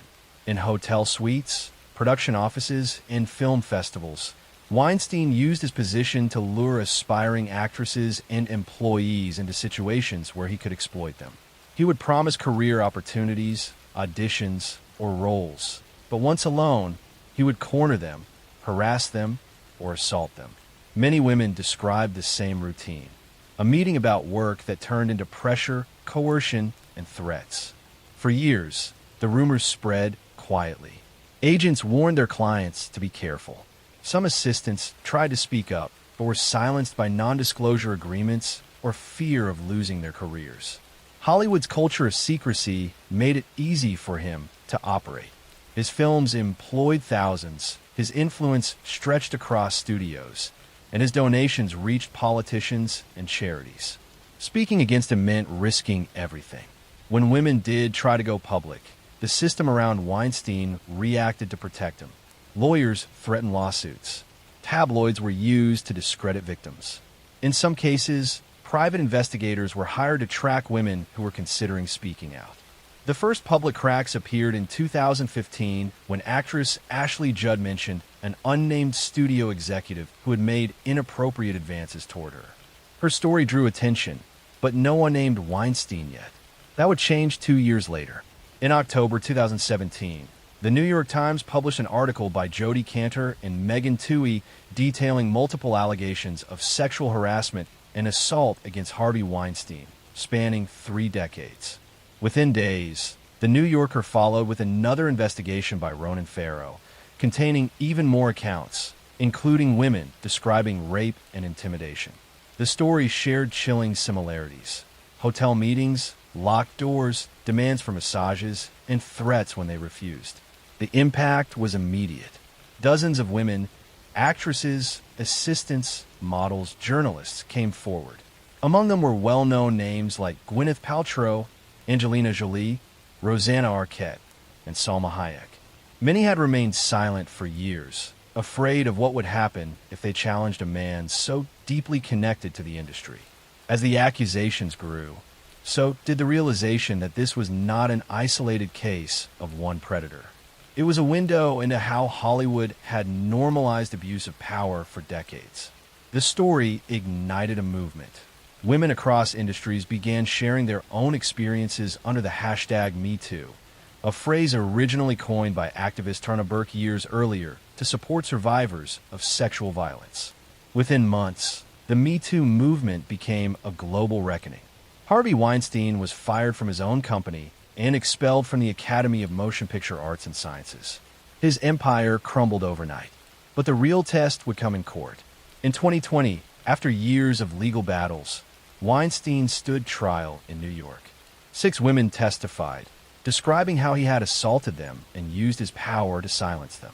The prosecution presented a pattern of manipulation, using his position as a gatekeeper of careers to control young women's lives. The defense tried to argue that the encounters were consensual and part of the power dynamics of the industry. The jury disagreed. Weinstein was convicted of rape and sexual assault and sentenced to 23 years in prison. Later, additional charges in California led to another conviction, adding 16 more years to his sentence. Once one of the most powerful men in entertainment, he would spend the rest of his life behind bars. The consequences went far beyond Weinstein himself. His downfall opened a floodgate. Executives, directors, journalists, and politicians across the world faced new scrutiny. Victims who had stayed silent for years finally spoke out. Entire organizations reevaluated their policies on harassment and consent. For many women, the movement represented the first time their voices were believed. Yet for others, it was a painful reminder of how long the system had ignored them. Some of Weinstein's victims had tried to report him in the 1990s, but were dismissed or paid off through settlements that buried their stories. The legal structures that protected powerful men for so long, non-disclosure agreements, private arbitration, and corporate complicity, began to crumble only after the media exposure. The film industry has tried to move forward, but the scars remain. Many survivors of Weinstein's abuse continue to deal with trauma, therapy, and careers that never recovered. Some left the industry entirely. The Me Too movement, though transformative, also faced backlash. Critics claimed it created fear and overcorrection. But its impact was undeniable. It changed how the world talks about consent, accountability, and power. Weinstein's case showed how abuse can hide in plain sight when wealth and influence are involved. He surrounded himself with enablers, lawyers, publicists, and executives who benefited from his success and looked away from his crimes.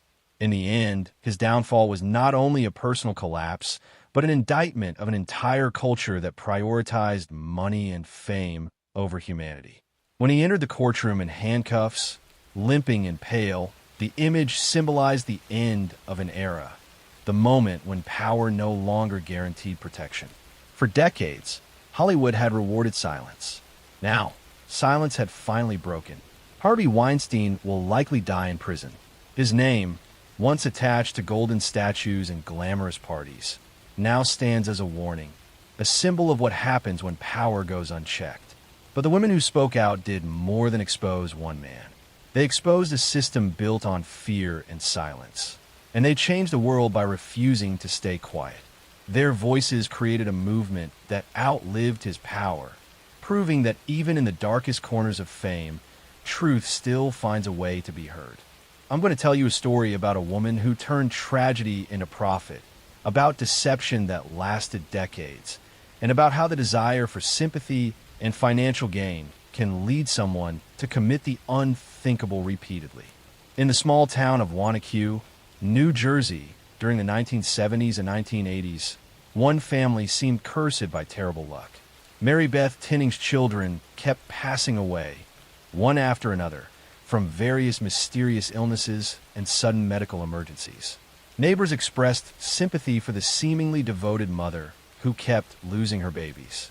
Doctors were puzzled by the string of tragedies.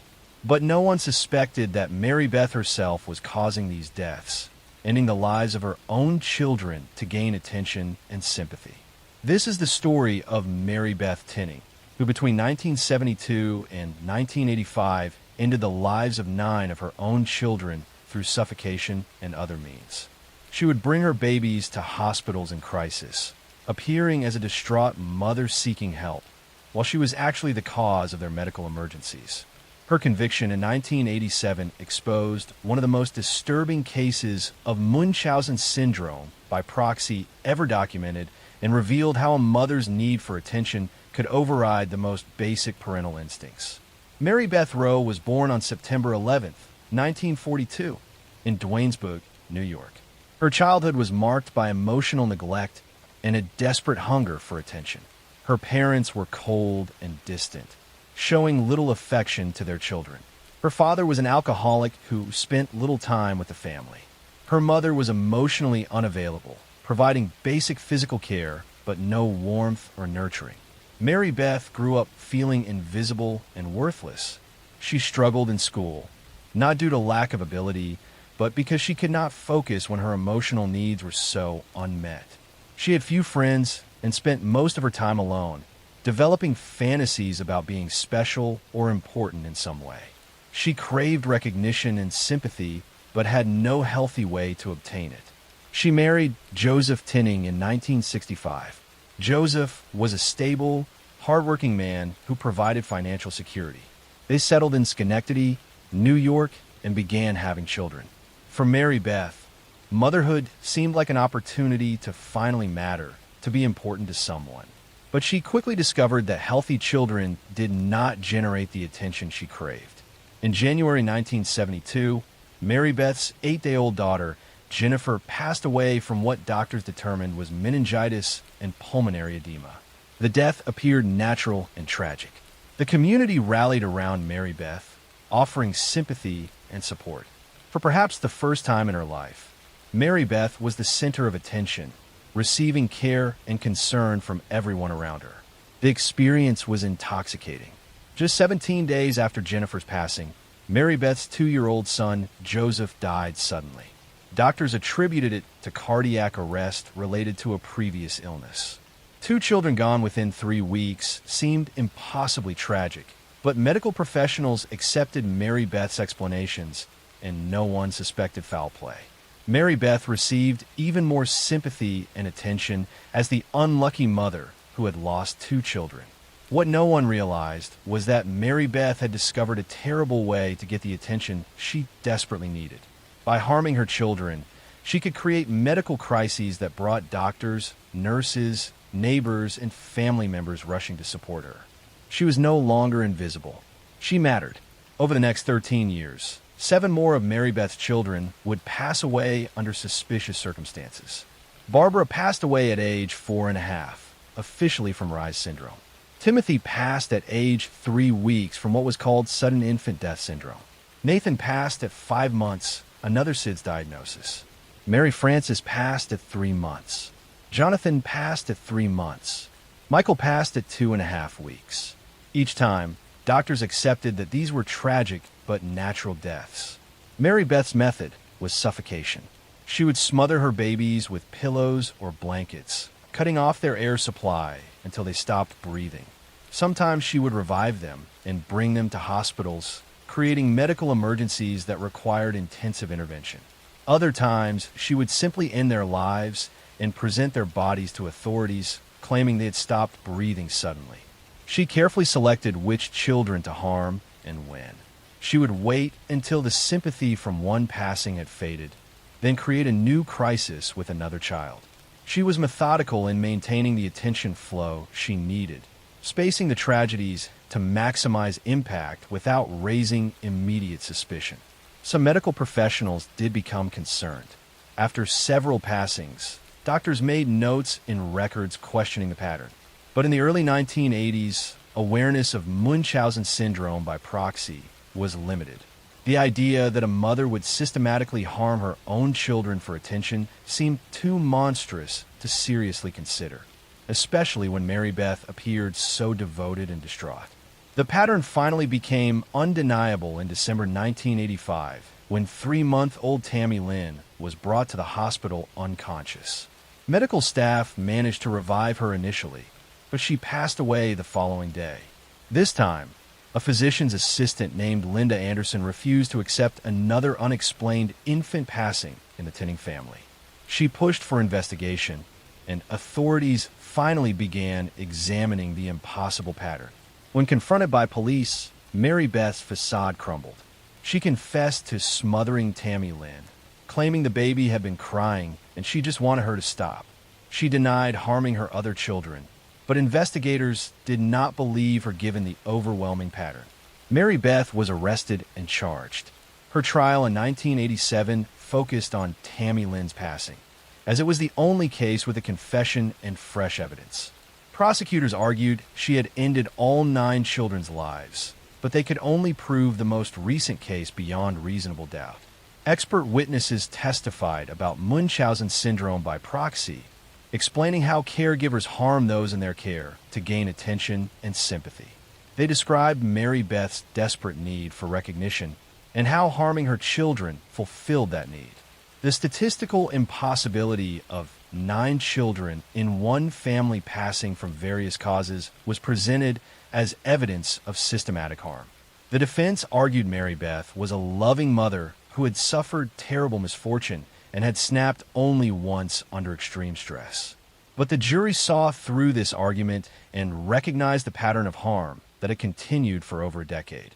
On July 17, 1987, Mary Beth Tinning was convicted of taking Tammy Lynn's life. She was sentenced to 20 years to life in prison. She has been denied parole multiple times and remains incarcerated in New York at age 82. Throughout her imprisonment, Mary Beth has never fully confessed to harming her other children.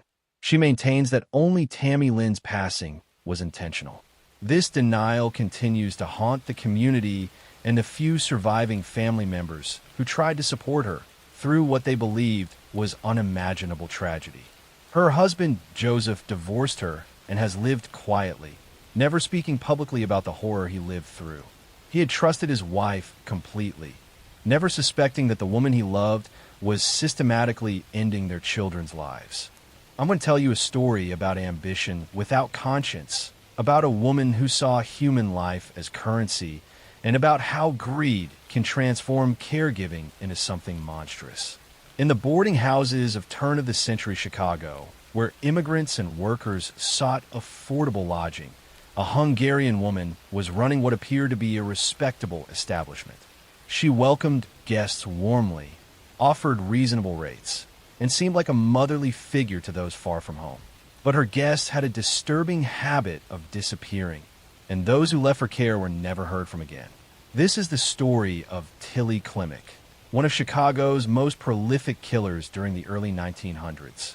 Between 1914 and 1922, she ended the lives of at least 20 people, mostly husbands and relatives, using arsenic-laced food. She would predict their demise with eerie accuracy, telling neighbors that her husbands would soon pass away, then ensuring her predictions came true by slowly administering poison.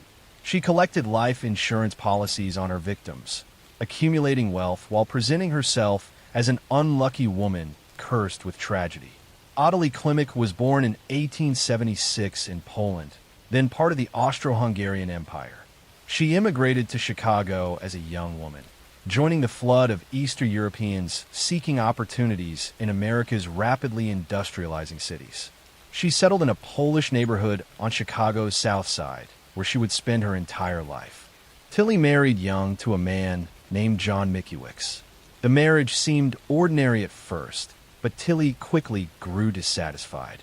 John worked hard but earned little, and Tilly wanted more than a life of poverty and struggle. She began to see her husband not as a partner, but as an obstacle to the comfortable life she craved. In 1914, John became mysteriously ill.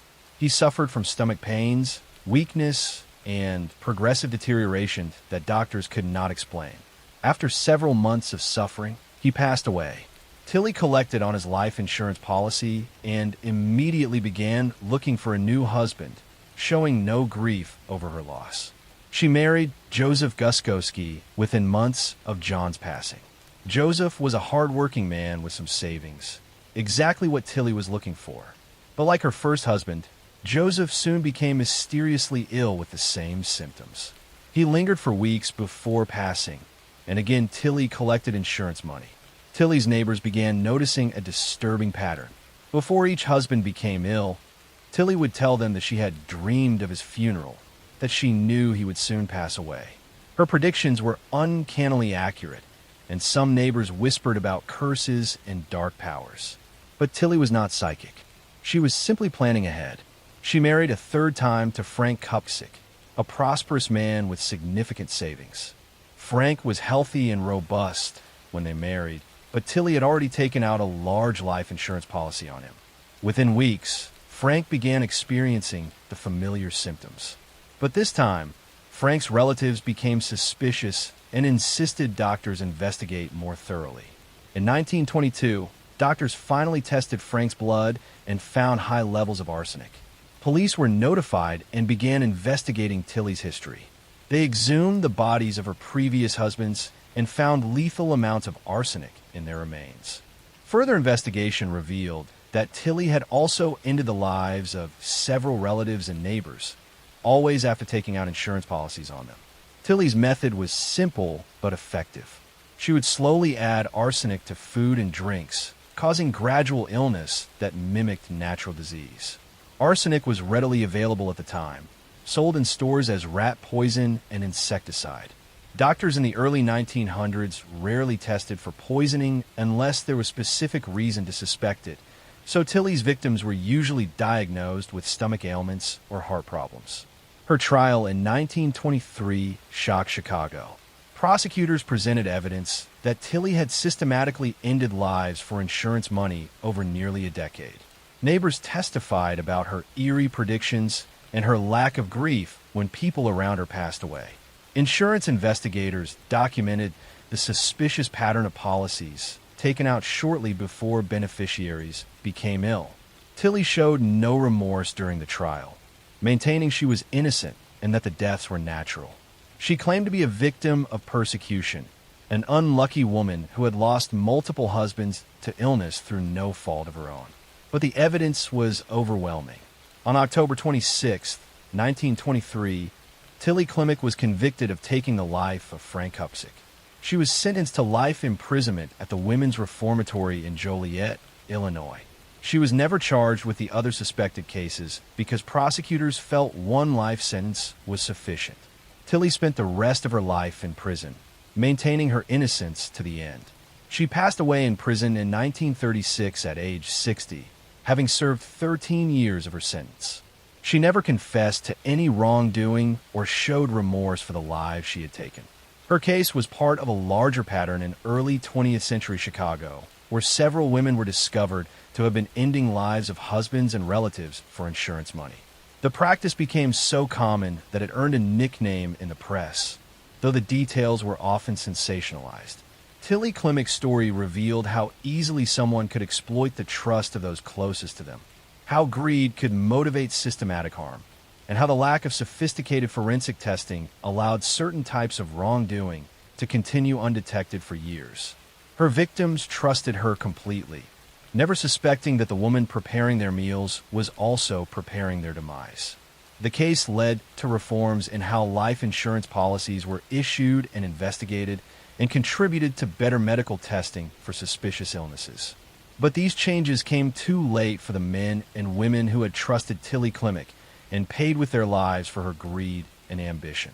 I'm going to tell you a story about a suburban disappearance that never looked like a disappearance, about a woman whose absence was mistaken for a vacation, and about an isolated man whose calm exterior hid a homicide unfolding just a few feet from his neighbors.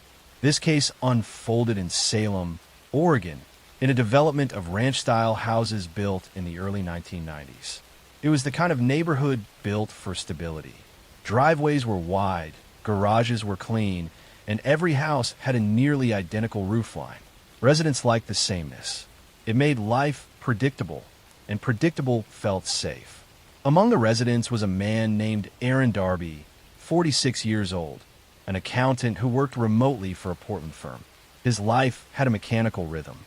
Every morning his curtains opened at the same moment, almost like clockwork. The neighbors grew used to the sight of him sitting at his dining table, tapping on a laptop with an expression that never changed. He took short walks alone. He carried reusable grocery bags with military neatness. He never raised his voice, never caused a scene, never drew attention. His quietness made him invisible. Across the street lived a woman named Melanie Ross, 52, known on the block for being friendly in a soft, warm way that made people feel welcome without feeling intruded upon. She worked in an insurance office and kept a garden that overflowed with plants she nurtured for years. She helped elderly neighbors with small tasks and kept track of birthdays. She was the quiet center of the community, always calm, always steady. Melanie and Aaron had the most basic type of neighbor relationship. She greeted him. He nodded. She asked if he needed help bringing in groceries once. He declined with a small gesture. She accepted that he preferred solitude and never pushed further. Early that spring, Melanie told her next-door neighbors that she was planning a short break. Work had been stressful. She felt worn down. A few days away sounded like the reset she needed. She mentioned this casually, the way someone mentions cleaning the garage or reorganizing the kitchen. No one thought much of it. She tended her garden a day before she disappeared, pulling weeds and trimming branches with her usual patience. She placed her tools in a neat row against the shed, predicting she would use them again in a week or two. But she would never return to them. The timeline became clearer only after investigators reconstructed the events. On a mild spring evening, Melanie walked across the street to return a piece of mail that had been mistakenly placed in her box. It was the kind of small, neighborly errand she did without thinking. The street was quiet. The sky was darkening. Porch lights glowed one by one. She carried the envelope, expecting to hand it over and be back home within a minute. She reached Aaron's driveway. Security cameras on the block captured her silhouette approaching his house. After that moment, she was never seen walking back. The next morning, her home looked untouched. Her car sat in the driveway. Curtains remained closed. Neighbors assumed she had left early for her trip. That assumption solidified into belief as the day passed. Months later, neighbors would replay those days in their minds, wondering how they missed what now seemed so obvious. In the first week after her disappearance, no one worried. She had mentioned travel. People took that as fact. Her mail started piling up, but that was normal for someone gone on vacation. A delivery hung on the doorknob for several days, but neighbors avoided touching it, not wanting to intrude. Her garden began to look neglected, but people assumed she would be back to fix it. A coworker tried calling her once, then twice, then left messages about missing her at work. She never responded, but people at the office thought she may have simply extended her time away. Silence became explanation. Weeks passed, then months. Across the street, Aaron maintained his life with robotic consistency. He left his house at the same time every Tuesday to take out trash bins. He stacked recycling like an engineer. He worked quietly. He cooked alone. When neighbors saw him, he nodded once with that same blank expression. Nothing in his behavior suggested panic, fear, or even mild stress. He had removed all traces of what happened the night Melanie disappeared. The garage floor, where an abrupt and fatal confrontation had occurred, had been cleaned with a thoroughness that felt colder than the act itself. A portion of the floor had been replaced, not large enough to raise suspicion, but precise enough to eliminate evidence. He had placed Melanie's body in a large handmade wooden box, meticulously crafted, almost like a piece of furniture. The box was sealed, reinforced, and carried to an overgrown drainage area behind several houses during the early hours of the morning, when no one was awake. He set it down among shrubs and branches, blending it into the landscape. Then he went home and opened his curtains at 7:30, exactly on time. For the next 3 months, he lived normally. He ate the same meals. He walked the same routes. He watched neighbors speculate mildly about Melanie's extended break, but said nothing himself. No one wondered why he was so unconcerned. After all, he had never been someone who involved himself in community conversations. The discovery came by accident. A city worker was assigned to inspect the drainage issue after residents reported minor flooding during heavy rain. He walked along the overgrown path behind the houses and noticed a wooden structure partially buried under leaves. Thinking it was discarded household junk, he attempted to move it and realized it was heavier than expected. When he opened it, the truth emerged. Police traced the box to Aaron using purchase records, tool marks, and eventually a search of his garage that revealed remnants of the materials used to construct it. When detectives confronted him, his reaction was disturbingly calm. There was no denial, no emotional outburst, just a flat, almost detached acceptance. His explanation, given without quotes or dramatic details, was that the confrontation with Melanie had stemmed from a deep-rooted resentment he had never expressed. He had misinterpreted her friendliness as intrusion, then fixated on it until it consumed his thoughts. He waited for an opportunity. When she came to return the misdelivered mail, he acted. The decision was sudden, but the cover-up was slow, organized, and chilling in its method. He lived with it for 3 months, maintaining his routines, blending seamlessly into the quiet of the neighborhood. Aaron was eventually sentenced to life in prison. The courtroom described him as a man whose emotional detachment made the case more disturbing than its physical details. A homicide carried out without chaos, without visible anger, and without any sign to the outside world. Neighbors struggled to understand how something so horrific had occurred so close to their peaceful homes without anyone noticing a shift, a sound, or a sign. It became a case that haunted the area long after Aaron was removed from the neighborhood. A reminder that danger can hide not in violent outbursts or obvious hostility, but in silence, isolation, and the quiet interior lives of people no one really knows. I'm going to tell you a story about a woman who became one of history's most prolific poisoners, about a household product saleswoman who turned arsenic into profit, and about how one person exploited poverty and desperation to commit crimes across an entire region. In the poverty-stricken neighborhoods of Naples, Italy, during the 1930s and 1940s, a woman named Leonarda Cianciulli ran a small shop where she sold soap and other household goods. She was known in the community as a fortune teller who would read palms and predict futures for local women. But Leonarda had a darker purpose. Between 1939 and 1940, she ended the lives of 3 women, turning their bodies into soap and tea cakes, which she then sold to unsuspecting customers or served to visitors in her home. This is the story of Leonarda Cianciulli, known as the soap maker of Correggio. She befriended lonely, vulnerable women, gained their trust, then took their lives and disposed of their bodies in the most horrific way imaginable. She claimed she was making sacrifices to protect her son, who had been conscripted into the Italian army during World War II, believing that by taking these lives, she could ensure his safe return. Her arrest in 1940 revealed crimes that shocked Italy and exposed a woman whose superstitions and desperation had transformed her into something monstrous. Leonarda Cianciulli was born on April 18, 1894, in Montella, Italy. Her childhood was marked by poverty and a domineering, abusive mother who reportedly told Leonarda she was cursed and unwanted. Leonarda grew up believing she was destined for misfortune, a belief reinforced by her mother's constant predictions of doom. As a young woman, Leonarda attempted to take her own life twice, unable to cope with her difficult circumstances and her mother's treatment. She married Raphael Pansardi in 1914, a man her mother disapproved of, which only deepened the family dysfunction. Her mother reportedly cursed the marriage, telling Leonarda that all her children would die. This curse seemed to come true in terrible ways.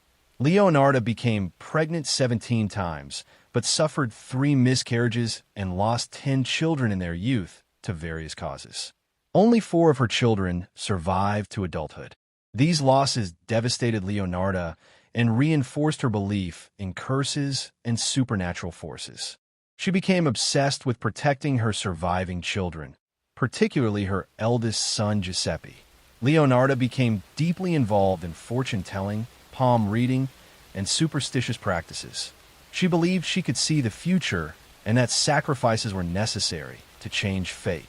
She moved to the town of Correggio, where she opened a small shop and established herself as a local fortune teller and advisor. In 1939, her beloved son Giuseppe was conscripted into the Italian army as World War II began. Leonarda was terrified he would be harmed or taken from her like so many of her other children. Her fear and superstition merged into a terrible plan. She convinced herself that human sacrifices would protect Giuseppe, that by taking the lives of others, she could ensure her son's survival. Leonarda targeted vulnerable women who came to her for fortune-telling and advice. Her first victim in 1939 was Faustina Setti, a lonely spinster who wanted help finding a husband. Leonarda pretended to have found a suitor for Faustina in another town, convincing her to write letters to family saying she was leaving. On the day of Faustina's supposed departure, Leonarda struck her with an axe, then dismembered the body. What Leonarda did next was particularly horrific. She cut the body into pieces and put the remains in a large pot with caustic soda, boiling it down. She claimed the mixture could be made into soap, which she then gave to neighbors and customers. She also reportedly made the blood into tea cakes that she served to visitors. Her second victim in 1940 was Francesca Soavi, another woman who had come to Leonarda for help and advice. Leonarda used the same method, convincing Francesca to write letters saying she was leaving town, then attacking and disposing of her in the same gruesome manner. The third victim was Virginia Cassiopo, a former opera singer who had fallen on hard times. Leonarda promised to help Virginia restart her career in Florence. Like the others, Virginia wrote letters announcing her departure, then was attacked and disposed of by Leonarda. Virginia's disappearance raised suspicions because her family was more persistent in searching for her than the previous victims' families had been. They reported that the last place Virginia had visited was Leonarda's shop. Police began investigating, and when they questioned Leonarda, her story about Virginia leaving town had inconsistencies. Under pressure from investigators, Leonarda confessed in full. She described her crimes in shocking detail, explaining her belief that the sacrifices would protect her son. She showed no remorse, insisting she had done what was necessary to keep Giuseppe safe. Her trial began in 1946 and shocked Italy. The testimony about turning victims into soap and food was particularly disturbing. Leonarda was found guilty and sentenced to 30 years in prison and 3 years in a criminal asylum. The judge determined she was sane enough to stand trial, but that her superstitious beliefs had warped her judgment. Leonarda chauncily served her sentence in a criminal asylum and then prison. She reportedly showed no genuine remorse, maintaining that her actions had been necessary to protect her son, who did survive the war and return home safely. Leonarda passed away in the prison in 1970 at age 76. Her case became one of Italy's most notorious crimes, remembered not just for the number of victims, but for the horrific disposal method. It revealed how superstition, fear, and desperation could transform someone into a killer who rationalized terrible acts as protective magic. The victims were lonely, vulnerable women who had trusted Leonarda and sought her help for their problems. They had believed she was a friend and advisor who would help them find better lives. Instead, they became victims of a woman whose fear for her son had overwhelmed any moral restraint. Someone who convinced herself that their lives were acceptable sacrifices to protect what she valued most. Leonarda chauncily stands as an example of how poverty, superstition, and trauma can warp human psychology, and how someone can commit terrible crimes while genuinely believing they are justified. Her victims deserve help and compassion, but instead encountered someone who saw them as nothing more than offerings to appease fate and protect her family from the curse she believed had followed her throughout her tragic life. I'm going to tell you a story about a stretch of beach in New York where the wind carried secrets, a place bordered by wealthy houses and empty dunes, where for years nobody noticed what was buried right beneath their feet. I'm going to tell you about the victims who vanished, the families who refused to give up, and a killer who lived such an ordinary life that he blended into the neighborhood without raising a single eyebrow. This is the true story of the Long Island serial killer, a case that haunted investigators for more than a decade and revealed how deeply a predator can hide inside a world that looks safe from the outside. The story begins not with a body, but with a phone call. In May 2010, a young woman named Shannon Gilbert placed a panicked 911 call from inside a gated community in Oak Beach, New York. She was terrified, running, telling the operator that someone was trying to kill her. She banged on doors begging for help, but disappeared into the darkness before police arrived. Officers initially treated it as a mental health episode, not a crime. They assumed she wandered into the marsh and drowned. They didn't search with urgency. They didn't push deeper. And because that call wasn't taken seriously, nobody realized that the disappearance of one woman was about to expose something far worse. Months passed. Shannon remained missing. Her family kept asking questions. Police did not yet understand the scale of what was coming. In December 2010, during a routine training exercise with a search dog, officers found something near the tall grass along Gilgo Beach. A set of remains wrapped in burlap. At first, they thought it might be Shannon, but it wasn't. It belonged to another woman, one who had been missing for years. That discovery immediately changed the tone of the investigation. This was not an accident. This was a dumping site, and the killer had been using it long before anyone noticed. The next day, they found another body, then another, then one more. 4 victims in total, all placed within a few hundred meters of each other. Same condition, same type of burlap wrapping, same location, same pattern. The media exploded with coverage, naming the unknown suspect the Long Island serial killer, or LISK. People who lived in million-dollar homes along that coastline suddenly realized they were living beside a graveyard. All four victims were young women who worked as online escorts. Their families had reported them missing, but their cases had not been given urgency when they vanished. Investigators now understood that whoever the killer was, he had been operating with confidence. He used the same remote stretch of beach repeatedly. He knew the area. He knew how long it would take for bodies to be discovered, if they were discovered at all. As police expanded their search radius, they found more remains. Some older, some scattered, some dismembered. The pattern became complicated, suggesting possibly more than one killer over many years. But the original four, the Gilgo Four, as the media called them, appeared to be the clearest cluster. One offender, one method, one timeline. The community became gripped with fear. Long Island was not a place people associated with serial killers. It was suburban, comfortable, normal. Families lived there for generations. Kids played outside. People left their doors unlocked. But predators thrive in places where nobody expects them, and this one had hidden in plain sight. Years passed. Leads dried up. New police commissioners came and went. The case grew dusty. Families of the victims held vigils demanding action. Documentaries were released. Tips trickled in, but led nowhere. Some investigators privately wondered whether the killer had died, moved away, or simply stopped. But the truth was far simpler. He was living his life like nothing had happened.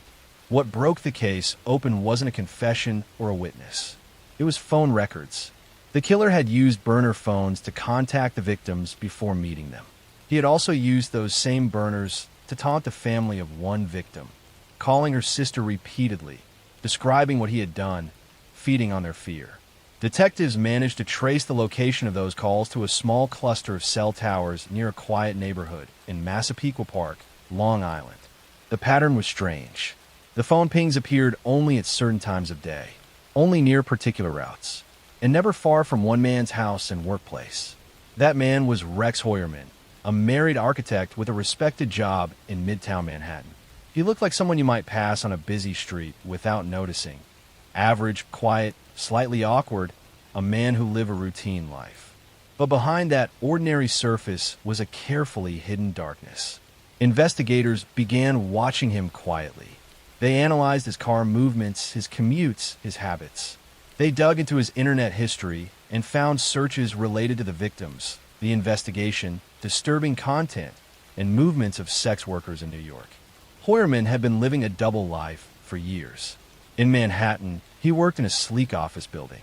On Long Island, he came home to a suburban street where neighbors thought he was odd but harmless.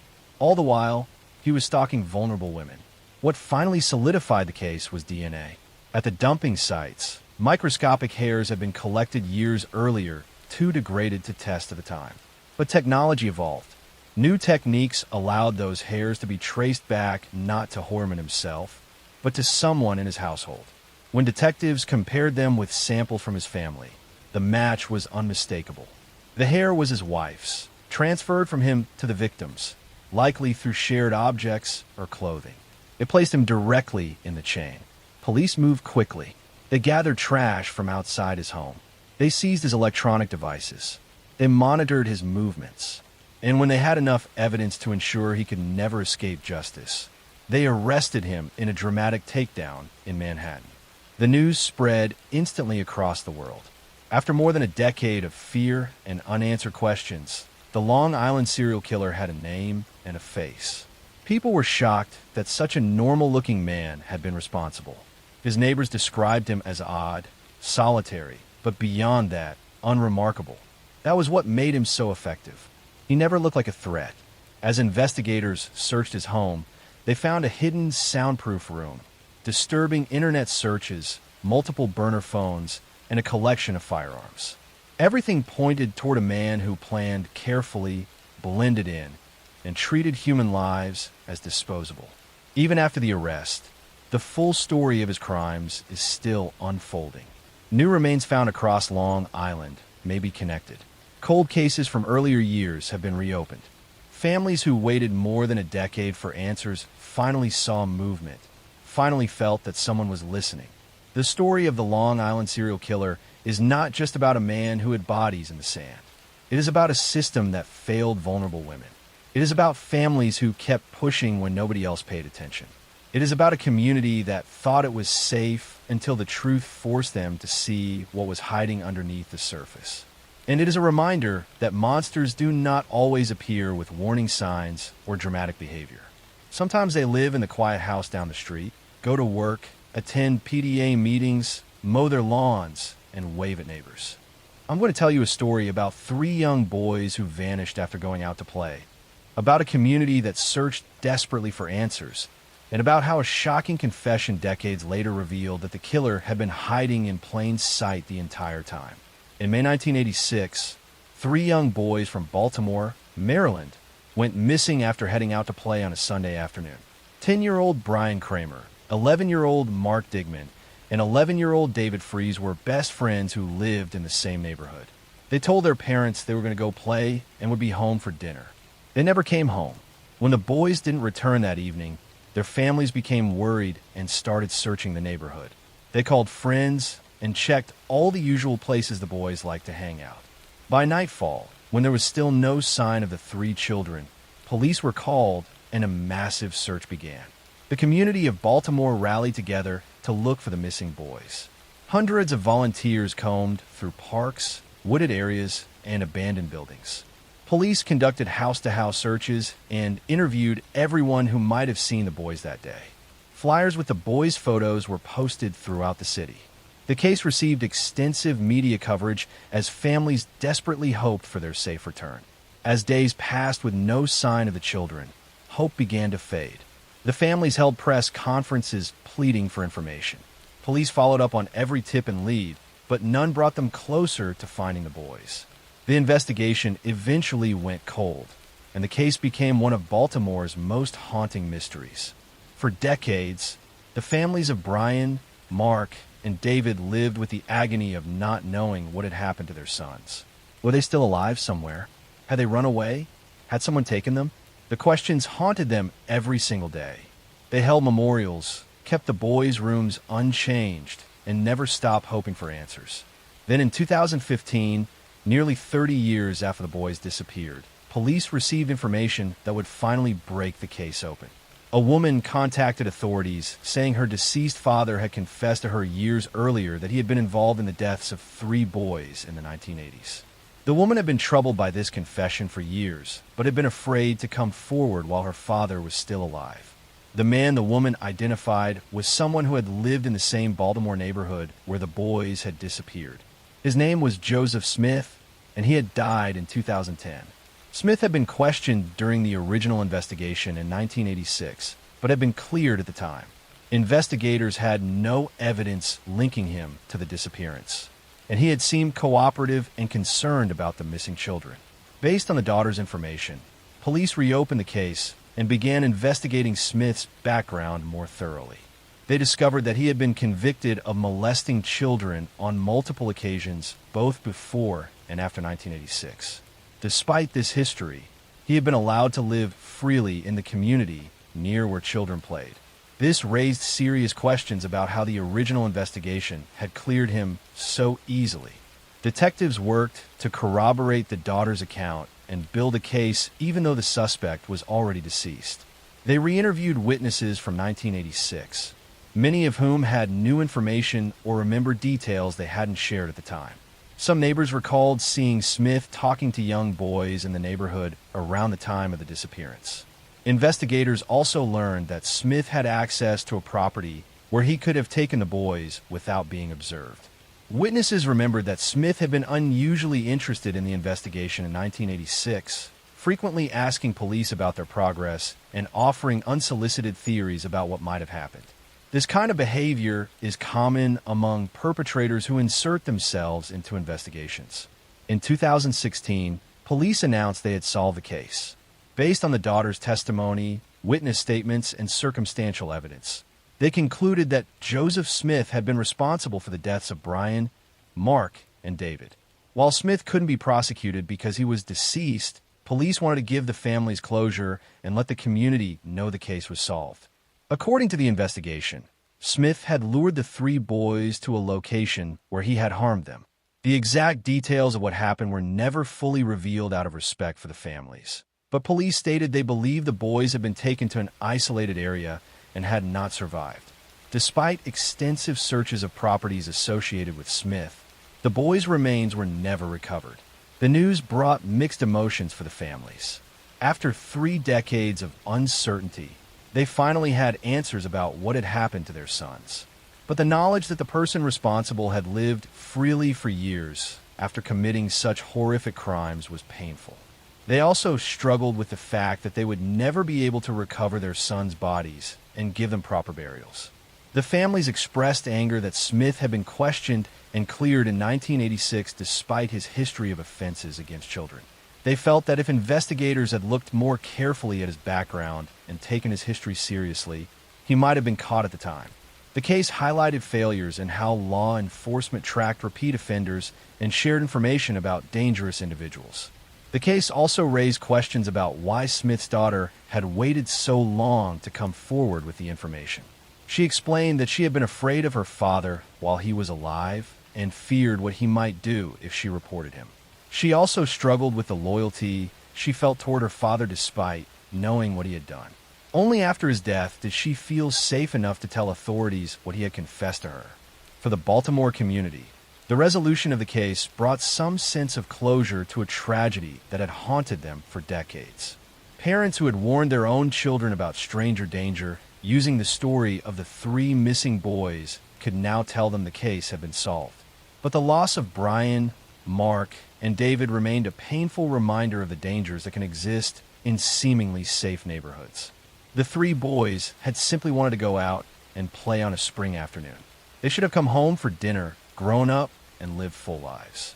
Instead, they encountered a predator who saw them as victims rather than children. Their family spent 3 decades searching for answers, never giving up hope that someday they would know the truth. While Joseph Smith escaped earthly justice by dying before he could be prosecuted, the truth about what he did was finally revealed. Brian Kramer, Mark Digman, and David Freese are remembered not just as victims, but as 3 young boys who were friends, who loved to play together, and whose lives were stolen far too soon by someone who should never have had access to children in the first place. I'm going to tell you a story about 3 Boy Scouts who went on a camping trip in the Oklahoma wilderness, about a night of unimaginable horror, and about a case that has haunted investigators and families for over 40 years with questions that may never be fully answered. In June 1977, 3 young girls were excited to attend Camp Scott, a Girl Scout camp located in the hills near Locust Grove, Oklahoma. 8-year-old Lori Lee Farmer, 9-year-old Michelle Heather Guza, and 10-year-old Doris Denise Milner had just arrived at the camp for what was supposed to be a fun summer experience. They were assigned to tent number 8 in the Kiowa unit, one of the most remote areas of the camp. On the night of June 12, 1977, the girls settled into their sleeping bags in tent 8 along with other campers throughout the camp. The counselors made their rounds, checking on the girls before heading to their own tents. Everything seemed normal and peaceful as the camp settled down for the night. But sometime during the dark hours, something terrible happened. The next morning, on June 13th, a camp counselor walking to the showers made a horrifying discovery. She found the bodies of Lori, Michelle, and Doris along a trail leading to the showers. All 3 girls had been attacked and taken from their tent during the night. They had been assaulted and beaten. The scene was brutal and shocking, especially in the context of what was supposed to be a safe summer camp environment. Police were called immediately, and Camp Scott was evacuated. Parents rushed to pick up their daughters, many learning about the tragedy only when they arrived. The peaceful Girl Scout camp had become a crime scene, and investigators from multiple agencies descended on the remote location to try to piece together what had happened. Evidence at the scene suggested that someone had entered the camp from outside and specifically targeted Tent 8. Items belonging to the girls were found scattered along the path where their bodies were discovered. Investigators also found a flashlight and other items that appeared to belong to the perpetrator. Most disturbing was evidence that suggested the attacker had been inside the tent and had carried or led the girls away before attacking them. Police quickly focused their investigation on a local man named Gene Leroy Hart. Hart was a Cherokee man who had escaped from prison years earlier, where he had been serving time for previous violent crimes. He was familiar with the area around Camp Scott and had been living as a fugitive in the woods. Witnesses reported seeing a suspicious man near the camp in the days before the attacks, and the description matched Hart. Hart was a known criminal with a history of violence. He had been convicted of kidnapping and assaulting 2 pregnant women in 1966 and had escaped from prison in 1973. He had been on the run for years, and many people believed he had been hiding in the caves and wilderness around the Camp Scott area. The theory was that he had come across the camp and decided to attack. After an intensive manhunt, Gene Leroy Hart was captured in April 1978, nearly a year after the attacks. He was arrested at a residence where he had been hiding and was charged with 3 counts of first-degree ending of life. The community was relieved that a suspect was in custody, but the legal battle was just beginning. Hart's trial took place in 1979 and became one of the most watched trials in Oklahoma history. The prosecution presented evidence, including hair samples found at the scene that appeared to match Hart, items found near the crime scene that were linked to him, and testimony about his presence in the area. They argued that Hart's history of violence and his familiarity with the wilderness made him the obvious perpetrator. The defense, however, challenged the evidence. They brought in their own experts who questioned the hair analysis and suggested that the evidence had been contaminated or mishandled. They argued that Hart had been unfairly targeted because of his criminal record and that the physical evidence wasn't strong enough to prove beyond reasonable doubt that he was responsible. In March 1979, after lengthy deliberations, the jury found Gene Leroy Hart not guilty on all charges. The verdict shocked many people, especially the families of the victims who believed Hart was responsible. The acquittal meant that legally, the case remained unsolved and no one had been held accountable for the deaths of Lori, Michelle, and Doris. Just 2 months after his acquittal, in June 1979, Gene Leroy Hart died of a heart attack while exercising in prison where he was serving time for his previous convictions. His death meant he could never be tried again if new evidence emerged, and it left many questions forever unanswered. In 2008, authorities decided to use modern DNA technology to re-examine evidence from the case. DNA samples from the crime scene were compared to DNA from Gene Leroy Hart and his relatives. The results were inconclusive, but suggested that Hart could not be definitively ruled out as a contributor to some of the evidence. However, the testing also couldn't definitively prove he was responsible. In 2022, further DNA testing was conducted using even more advanced technology. The Oklahoma State Bureau of Investigation announced that the new testing showed that Hart's DNA was a match to evidence found at the crime scene. While this wasn't a legal conviction since Hart had been acquitted and was deceased, the testing gave investigators confidence that they had indeed identified the right person all along. For the families of Lori Farmer, Michelle Guza, and Doris Milner, the DNA results brought some measure of closure, though it couldn't undo decades of pain and uncertainty. The 3 girls had been excited about their camping trip and had looked forward to making friends and having adventures. Instead, they encountered evil in a place that should have been safe. Camp Scott never reopened after the attacks. The property was eventually sold, and the camp structures were demolished. The site stands as a reminder of the tragedy that occurred there and the 3 young lives that were stolen on that June night in 1977. The case of the Girl Scout murders remains one of Oklahoma's most notorious unsolved cases in the eyes of many, despite the DNA evidence pointing to Hart. Because he was acquitted in court and died shortly after, there was never legal resolution. The case highlighted failures in camp security and led to changes in how overnight camps protect children in their care. Lori, Michelle, and Doris were young girls who should have had their whole lives ahead of them. They should have grown up, graduated from school, and had families of their own. Instead, Their lives ended on a camping trip that was supposed to be filled with joy and adventure. A tragic reminder that evil can strike even in the most innocent of settings.